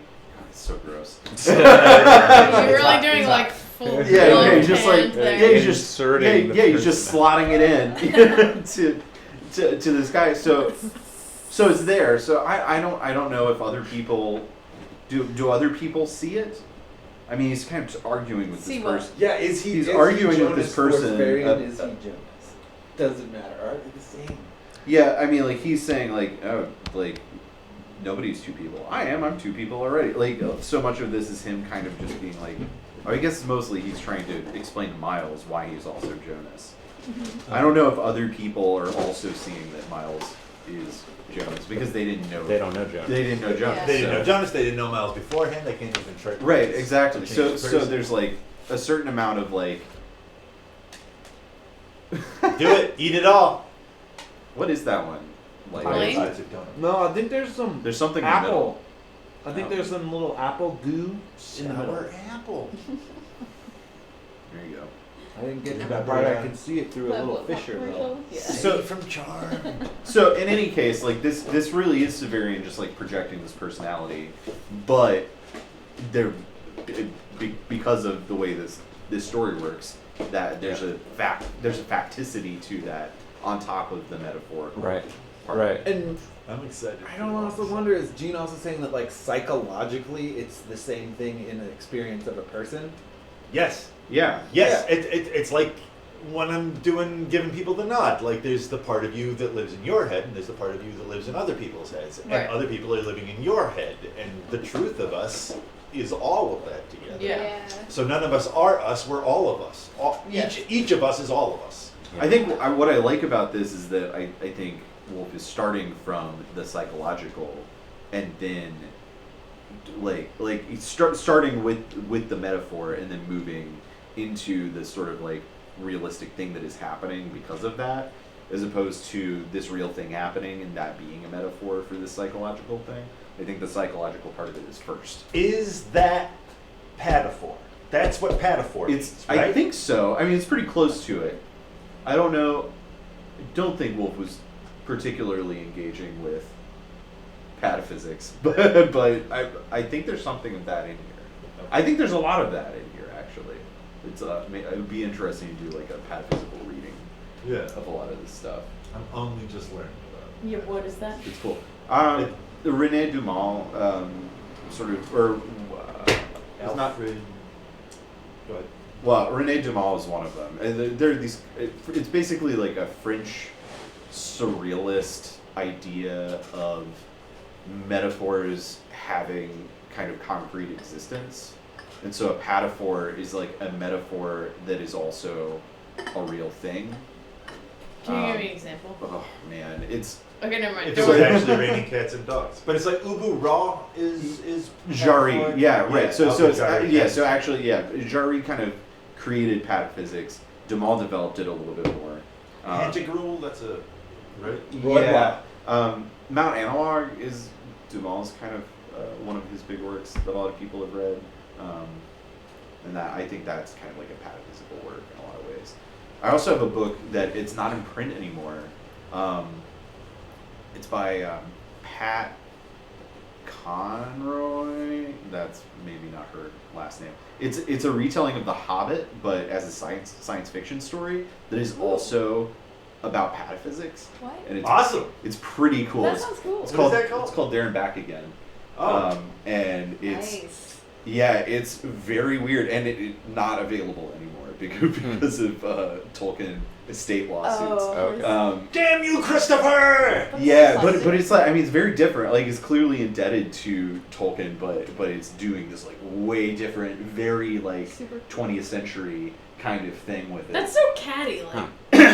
Yeah, it's Yeah, stupid. that's like a. Who's being the catty? fuck? Chris is being catty. Yeah. Yeah. You shouldn't be able to take something out of circulation that like builds upon a work like that. But Well, Chris's father fucked him up. You know, like Christopher Tolkien was raised to be the steward of Middle Earth, and it was the point of his life. And I think that he's crazy because of it, about Probably. Middle Earth. That makes sense. And it is not so quasi-mystic dad's fault. Yeah. What a strange man. So that is so in some ways was Christopher Tolkien the like thought form that, you know, he Totally. he is what his father projected onto him. Ooh. Mm-hmm. Actually, I think that happens to all of That us. is what parenting Yeah. is. That is parenting. Yes. there are varying degrees, though. Oh yeah. Sure. I mean, Tolkien's Some in people the do it on Inklings, purpose. right? Some people do it on Yeah. purpose. Yeah. And the Inklings is C.S. Lewis is in there. Yeah. Yeah. And a couple isn't other guys. Chesterton too? I think so. Oh, I didn't know that. I think he might be, or at least he's friends. I think he's contemporary friends with. I mean, them. he's got to be a bunch of Catholics writing at that time. But it's a thing that creeps me out Okay, about that's not- Tolkien is that like C.S. Lewis and Chesterton at least are very interested in philosophical ideas and don't shut the fuck up about them, and theological ideas, and like write very explicitly, also write fantasy stuff that deals with the themes, and then in addition to that, you kind of know what they really think because they write things in which there's like explicit arguments about philosophy and theology. And fucking Tolkien is like friends with them. He is the exact opposite. Tolkien keeps any consideration of like the larger things at hand like as far as he can from Have you his read the story. Silmarillion? Yes. Oh, I think that especially the beginning of the Silmarillion is just, it's totally the philosophies. It's just that he comes from this very philological, he's just so saber-warp about it, you know? Like he instead of talking about the world and what that means, he's like, here's the language that creates this world and what it means. But the language is where it comes from, I think. Yeah. I think Tolkien, I mean, that whole first chapter about the singing, creating the world is beautiful for a lot. Like, there's a strange Taoism in there that everything that comes from non-being, you know, and that like the blessing for that humanity gets is that they can die and return to that non-being, and the torture of immortality is that you'll always be you and never be able to become everything again. I think there's a lot of it's hidden. It is. In the specifics of the language, but I think that there's Yeah. a lot of there in Tolkien. Yeah, the thing that creeps me out about Tolkien is that he's able to that he is not effusive about these big ideas in the way that his friends seem to be, in a way that makes them kind of friendly, and like you know where they stand. With Tolkien, I don't feel like you ever get to know where he really stands because everything is encoded, and like like the light of day is not allowed to penetrate to the deepest beliefs of like what the fuck Tolkien actually thinks about the world. But wasn't he also the only one who was receiving psychic transmissions from Atlantis, and that was his work? Tolkien? Yeah. He told people he was getting the Hobbit was told This to him. is something that I've read, that like the Lord of the Rings is Tolkien having past life regression memory of his time as a priest in Atlantis, which is the island of Numenor, like the island of Numenor that sinks, that Aragorn's people come from, like that. Oh my He's god. remembering a past life. This is definitely true. Sort of, definitely. Tolkien told I've that to never someone? heard that, but He said It's something that I've seen. it's a very going around. Philip K. Dick twist Yeah. on Lord of the Rings. That and Because they were all into mysticky stuff. Right, I mean, yeah. C.S. Lewis was a witch. Yeah. uh-huh. And that was the way that Tolkien was yet. But he raised his son to be the scion of that. I think he's trying to start a secret society Yeah. of the secret, hidden, true past. Huh. They talk about this in the Illuminatus trilogy. That rules. About Tolkien doing this on purpose. They encounter a part of the Illuminatus trilogy where the Lord of the Rings is the actual past. I don't remember that. Because it's It's like been a while. a couple of sentences. Oh yeah. Oh my God. Those books are wild. Do you guys want to go back in? Can I just point out at the very top of 233 this like bullshit dick move of him being like, well, I found a letter that like Oh. explains stuff. It might have part of your name in it. I threw it away, but you could go look for it. Yeah. I kicked it with my shoe. It might still be. Yeah, dude, it's so insane. Miles is like, you should not have done that. And he's like, I thought you were dead, man. Oh yeah, and he even gets upset that he read the note, Yeah. right? You shouldn't have read it, and you shouldn't have thrown it away. Dude, can you even imagine, like, you come back from death, you don't know who the fuck you are, and this guy's like, yeah, there was something, probably, I didn't even read And all of it. then he's like, oh, but here's the important thing. Also, he has perfect Father memory. You Aniri's could just tell him. mirrors. Let me tell you, you are really somebody else. And Yeah. this dude's just like, what the fuck? I need to get out of here. Yeah. I have a letter Yeah. that I saw a letter that could say who you are, but don't worry, you're not that person. You're someone else. Yeah. What's important Yeah. You're my is friend. mirrors. Yeah. This is the point when Miles realizes he doesn't like this guy. And he just like stands up and he's like, I'm leaving. Just turns around and just walks away. Like poor babbling Yeah, this fool. stranger in the hospital. Yeah. This feverish fool I've met. He's no longer angry, but empty as a somnambulist. Yeah. That's interesting. Well, that's Severian. Like, Severian can only see this guy as this, like, sleepwalking version of his friend. Yeah. Who, like, just can't access that. Yeah. And this guy's just trying to be like, I don't know who I am. I'm just trying to even Yeah. figure that much out. And of course, that's an interesting possibility in this whole story throughout. Is just Severian's just a little crazy right now, and he's just seeing things. Yeah. That's And, actually this is the part that made It's not that actually Jonas. for the first time, because I always just was like, he must be Jonas. And this is the first time reading, so I was like, maybe he's not. Like, Yeah. what if? It's as you know, possible as anything else. It's just interesting. It's funny to for this conversation to be happening on that level. Just But you like, think, like, Jonas, you're in there, and be like, whoa, I just need to leave. But even if he is Jonas, like, the only way he can even know himself is through what this guy that he just met is telling him. Yeah. And so, like, even if he is that Jonas, which I think is it's reasonable Totally. that, like, Severian sees this thing, he has a frame of reference for this kind of phenomenon. I think that it is real, but Yeah, I also think so. kind of like how we were talking about some of the language stuff. Like, it's real, but he doesn't have access to that to the point where it almost doesn't map Totally. in a functional sense. And this guy needs a functional sense of himself, and he's not getting that from this fucking weirdo, this sick, feverish weirdo who, like, Raising that. who told him that they brought him back to life. You know, like, this. It's just this crazy person who's been with him, telling him all of this shit. Even if he's right, like, how are you going to respond to that? Yeah. Totally. right. Like, what do you do with that information? Yeah, like the scene still reads like that anyway. Yeah. Because like that's his reality, but Well, and also now that it's like there's the thing where like, Severian gets tired and weak and Thekla takes over. Like, the guy is like mostly dead and Jonas is more in the forefront, but now the guy is like more revived. Right. And he's trying to figure out who the fuck he is, and Severian's just like continually trying to like grab Jonas out of there. And it's like a struggle internally. Like, kind of, like how the Autarch is like, Thekla, I need you to go away right now. I have to talk to this other guy. We talk to the idiot. Like She's like, maybe fine. maybe him being blank isn't necessarily like this guy's insane and I need to leave and I'm mad about the letter. It could be like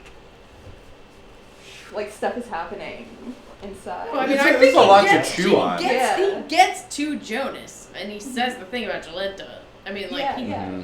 Yeah. Jonas is not there. Totally. I think he basically just simultaneously disappointed both characters inside of that mind.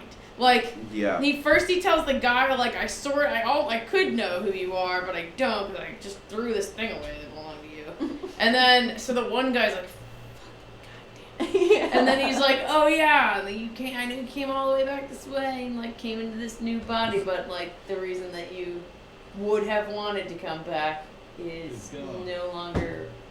Yeah. Also, So now they're both just like, okay, I think I'm good on you for a while.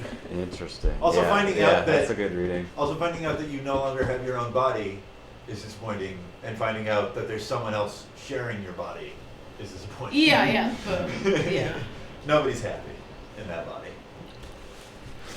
And then you find out that maybe the only other person who can understand what you're going through is also dead. So. It makes me also think about you guys know about the book that was supposed to be the third book of the Valis trilogy? I'm sure I've talked to you about this at some point. The owl. The Owl in the Daylight. Yeah. Yeah, you guys know about this? A No. little bit. So the Transmigration of Timothy Archer was not supposed to be. It was just the last book that he finished. It had nothing to do with Valis. It wasn't intended to be. Is the Radio Free album within that trilogy too? No, that's No. like the pre-Valis. Okay. That was supposed to be the sequel to Man in the High Castle, but then he couldn't let Nazis in his head anymore. Anyway, So the it becomes book Nixon instead of Hitler. I'm not sure. The book I that never was read the book. supposed to be the third one, he never finished. He had like outlines and stuff. But there's this book that I read a long time ago that was the last interviews with PKD, and he's like he's just finished writing Transmigration, which is really interesting to read and talk about. And then he also is like writing this other book, and he kind of just like sketches out the storyline in this interview, which is like basically the way that you can read it, which I think is cool that it's there.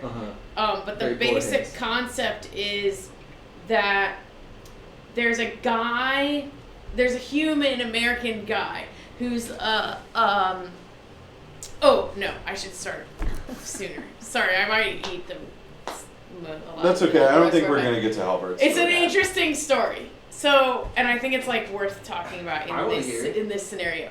So, there's his basic premise is like humans mostly communicate through sound. And then when you have like some kind of God experience or whatever spiritual experience, a lot of times it's talked about in terms of like light and stuff. Then, so he sets that up, and then he's like, there's this species of alien that they communicate predominantly visually, and they have, like, as far as they're concerned, we're basically blind. Like, their ability to see is much greater, much more nuanced spectra and all this. But they don't have auditory capability. And the only way that that's like ever, so like the idea, the concept, they have a concept of like sound, but that concept is like a philosophical, spiritual concept that people are always kind of like, it's discussed but never totally understood. People are like questing for this experience. This race of aliens finds Earth somehow, and they see humanity, which they, to them, we're basically blind, but we communicate through sound. So they find humanity, and they think of humanity as this like hyper enlightened species, and Earth is this like heaven type. The original title, well, the title of the book of interviews is called "What If Our Earth Is Their Heaven," and it's kind of this like dual flip flop thing. But so basically what happens is they take the personality of one of their population and put it on like a biochip and implant it in the mind of a human, and the idea is it's like so that entity can like experience the spiritual like understanding of sound through the human experience. Does all their people get their own human? No, it's No, like just one. Just one. It's like one. I think it's like kind of like a test or something when they first find Okay. humanity. So they implant the personality of the alien onto the biochip and implant it in a person. And the person, this is where it gets like real Dickian. Yeah. The person is this music composer, but he's kind of like a schmaltzy, like Burt Bacharach type. Like he writes just like corny cheese. And the alien gets implanted in, and at first the alien's like, holy shit, like having like rapturous kind of like spiritual, like mind-blowing experience. But then over time, the alien gets kind of like bored with the like schmaltz and starts feeding him these like complex like poly whatever, like because part of because the alien's basically just supposed to be kind of like observing, but then starts kind of like creeping in a little bit, and then the dude becomes this like prophetic composer because he's like making these compositions that are like blasting the paradigm and shit, and he becomes like really well known and like super famous and like whatever successful composer. And then there's like a point later at which like the problem is that all the mathematics and everything are like so complex that it's like burning out the guy's mind basically that this is happening. So there's this kind of ethical dilemma where the alien is like, okay, either I have to like, if ethically I have to like expose my presence to him. Right. So the alien is like, exposes its presence to him and gives him the choice, like, I'm basically killing you right now because I'm sapping the energy of your brain to try for you to be able to like think these things. So you can either like, I can keep doing this and or I can just kind of recede back and you can like live a normal life. And of course he chooses like to keep, because he's like, But, and then the ending I think is like when he dies or whatever, his personality is put on a biochip that's like put in the brain of like one of the aliens. That's amazing. Yeah. So cool. That's how I remember it anyway. Oh. I feel like this is the best way to experience most of Philip K. Dick is somebody just talking about an idea that he had, Because so that you don't have to read it. Yeah, the ideas. Yeah, it's not like his writing. Yeah, but that's what I remember of that. I like it too. I might be like slightly wrong, I'm but I ideas feel like man, that's. for sure. Oh, that's the perfect version. Gotta of read Total. more. Because it's beautiful on just like all the good stuff. pure levels of just what it is, but also like, and then he died, and then the actual man, Philip K. Dick, dies Yeah. because he's burned. This fucking alien burns It's him true. out and Yeah. tells him like, You should you do gotta it- go. you should Well, do that's a what he's podcast. trying to say. Exactly. Yeah, it's like Exactly. I like. Because all his Yeah. shit's sort of like And autobiographical. That's cool because he recognizes that he's schmaltzy, kind of. You know, like Yeah. he's sort of like. I mean, of course we love him, but like he's. Well, that yeah, I kind mean, he of started writer. out writing, He's also an writing to alien get, genius. writing science fiction to get paid. Yeah, essentially. yeah. Man, that is such a good story. Yeah, I it's a know. great one. Fucking It's hell. interesting. And But has and all then these- so then like I'm thinking about that when I'm thinking about like Miles Jonas. When I feel like this is that disorienting territory. It's like that. When Gene Wolfe gets near personalities going into people, and like, I feel like we're talking about inspiration.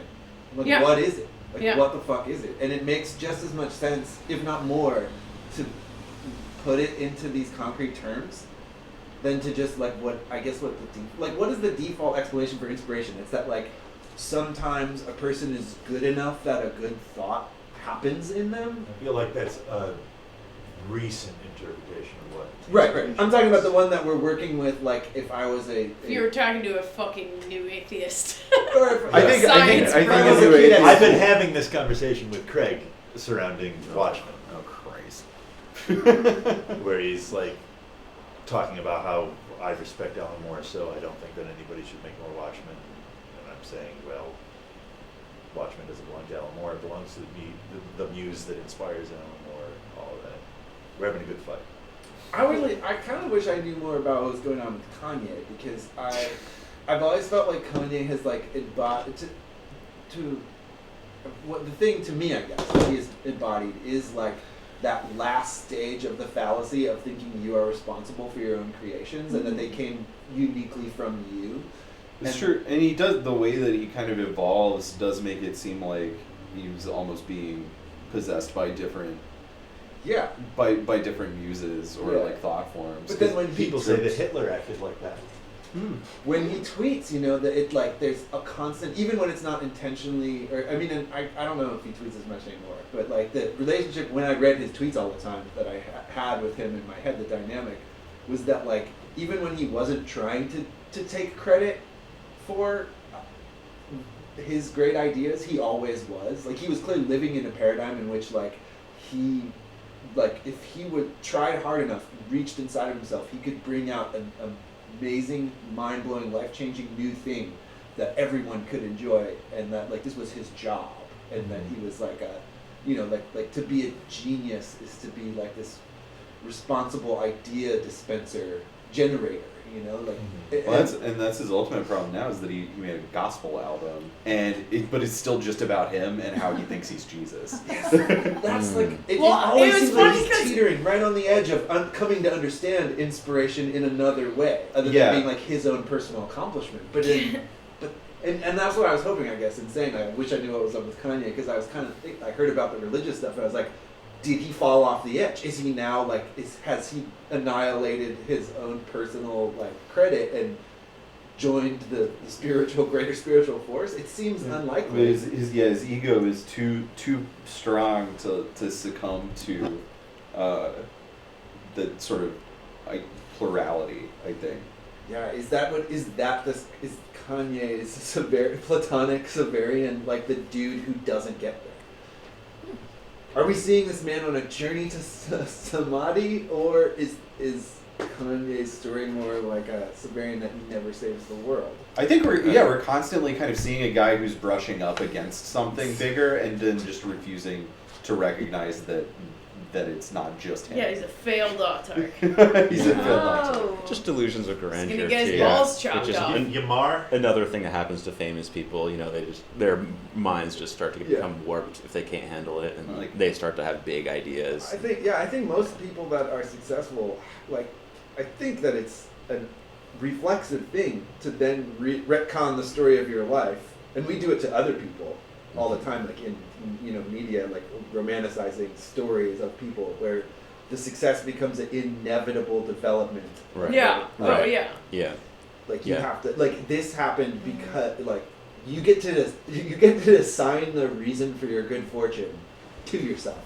Yeah, where inspiration is really, in my opinion, just a natural human trait, and it occurs in you based on the amount of leisure time you have to achieve it, and the society functions to And your reduce level of receptivity how to much your own inspiration you have. Yeah, not everyone can even recognize that they're having ideas Well, to a certain extent. well, they're not allowed to have them because they're just trapped in reality and living a sad life because the world that we live in is sad. But if many rich individuals are allowed to have inspiration, they have time to sit around and think and experience. And But many poor individuals are allowed, but many poor individuals end up having way fucking better inspiration than And a lot of the Absolutely. inspiration that I- rich I- people are able to but- manifest I is don't like think really leisure. lame. I don't Elon personally Musk think or leisure whatever. time has anything to do with it. I yeah, think I really think it has. I do. I don't know. I guess the I thing think that you like okay, Dick is ideas saying can is come to you that at any it's moment, an not alien. just when you're chilling or whatever. It's an alien in you. I think- But you don't always have the mental energy to follow them. Yeah, I think Right. leisure Yeah, to time manifest lets it. you put something into reality that is maybe only in your brain. Yeah. Whereas, I mean, I don't think plenty of people who don't have leisure time also kind of create out of a sort of internal necessity. Maybe but- leisure time isn't even the right word, but freedom to sort of be without, not constantly invested in The barriers. finding food and Yeah, trying to material concern. Survival. Yeah. Material concern Right, doesn't so- trump. Yeah, so you could be in that, but very busy at the same time. Then your mind allows you to become more inspired and. But I think that the people who are locked down in the I just have to find food often are just driven, can't help themselves to also make amazing art. I think of the Sure, yeah. homeless children of Miami who have created an amazing religion that involves Bloody Mary being the mother of Jesus, and they're fighting the rich people of Miami together, like, and you're not allowed to believe in it once you turn 12. Wow. Yeah, there's a crazy religion going on. That's so cool. That's awesome. Yeah. How do you find out about it? You just Google Miami homeless kids religion? When I was working for Stu and had access to academic papers, I found a paper that somebody had written on it. Whoa. Yeah. I would like to know more about established child religions. Yeah. Yeah. That's It's cool to think about them that way too. Just like As Tim has to leave, I think. Tim's leaving. Yeah, I gotta split. I gotta. Let's. I'm gonna When's go. the next meeting? Do something. When shall we six meet again? Let's see.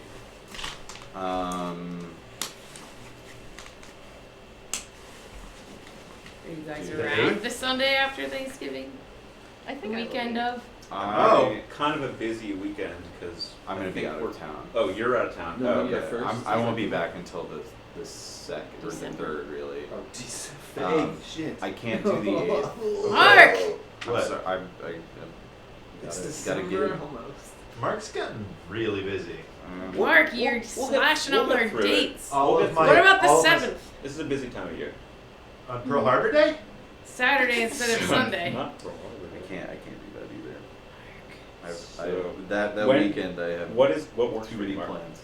I'd probably have to wait until Another month. No, I could do the 14th or the 15th. That's another month from now. It's the 17th right now. That's Well, 4 weeks. That's when I can do it. Well, let's say 15. 15? Okay. Yeah. So we'll get more on a track. I, December. yeah, today was 15th. relaxing and then stimulating. Oh yeah, it's That's Yeah, great. definitely. really good set. And if we're around at the time, we could try to do that double header. Another week afterwards. I Oh, might. God, I guess I I'm not hate sure when I'm leaving for Alabama for Christmas. I've got to go to Okay. Alabama Oh, so like the twice in the 17th. next. Oh, yeah, I gotta month. figure out and Christmas. that's 24th. All right, yeah. I'm going out. All right, ladies Are and you? gentlemen online, we'll see you on the day that we just said. Also, It's December join us in a couple of weeks for Oh Shadowrun. yeah. yeah. Keep Yeah, an are eye you out going for with that. the 6th? Oh yeah, you. Um, With the 6th, I'm into it. It's a Friday night. Oh, Do, yeah, do Jordan. the thing where Yeah. you talk Yeah. into the camera about it. Yeah. No, go closer. They can't The see your 6th. head's chopped off there. Get to see most of your friends from Wolf. Hey, Internet. Thanks for watching things on Mercury Theater Television. This has been the 17th edition of Wolfpack. Please come and join us on December 6th for the second episode of Shadowrun 2nd Edition, What Rough Beast. The episode will be called Deeper. Gross. Yeah.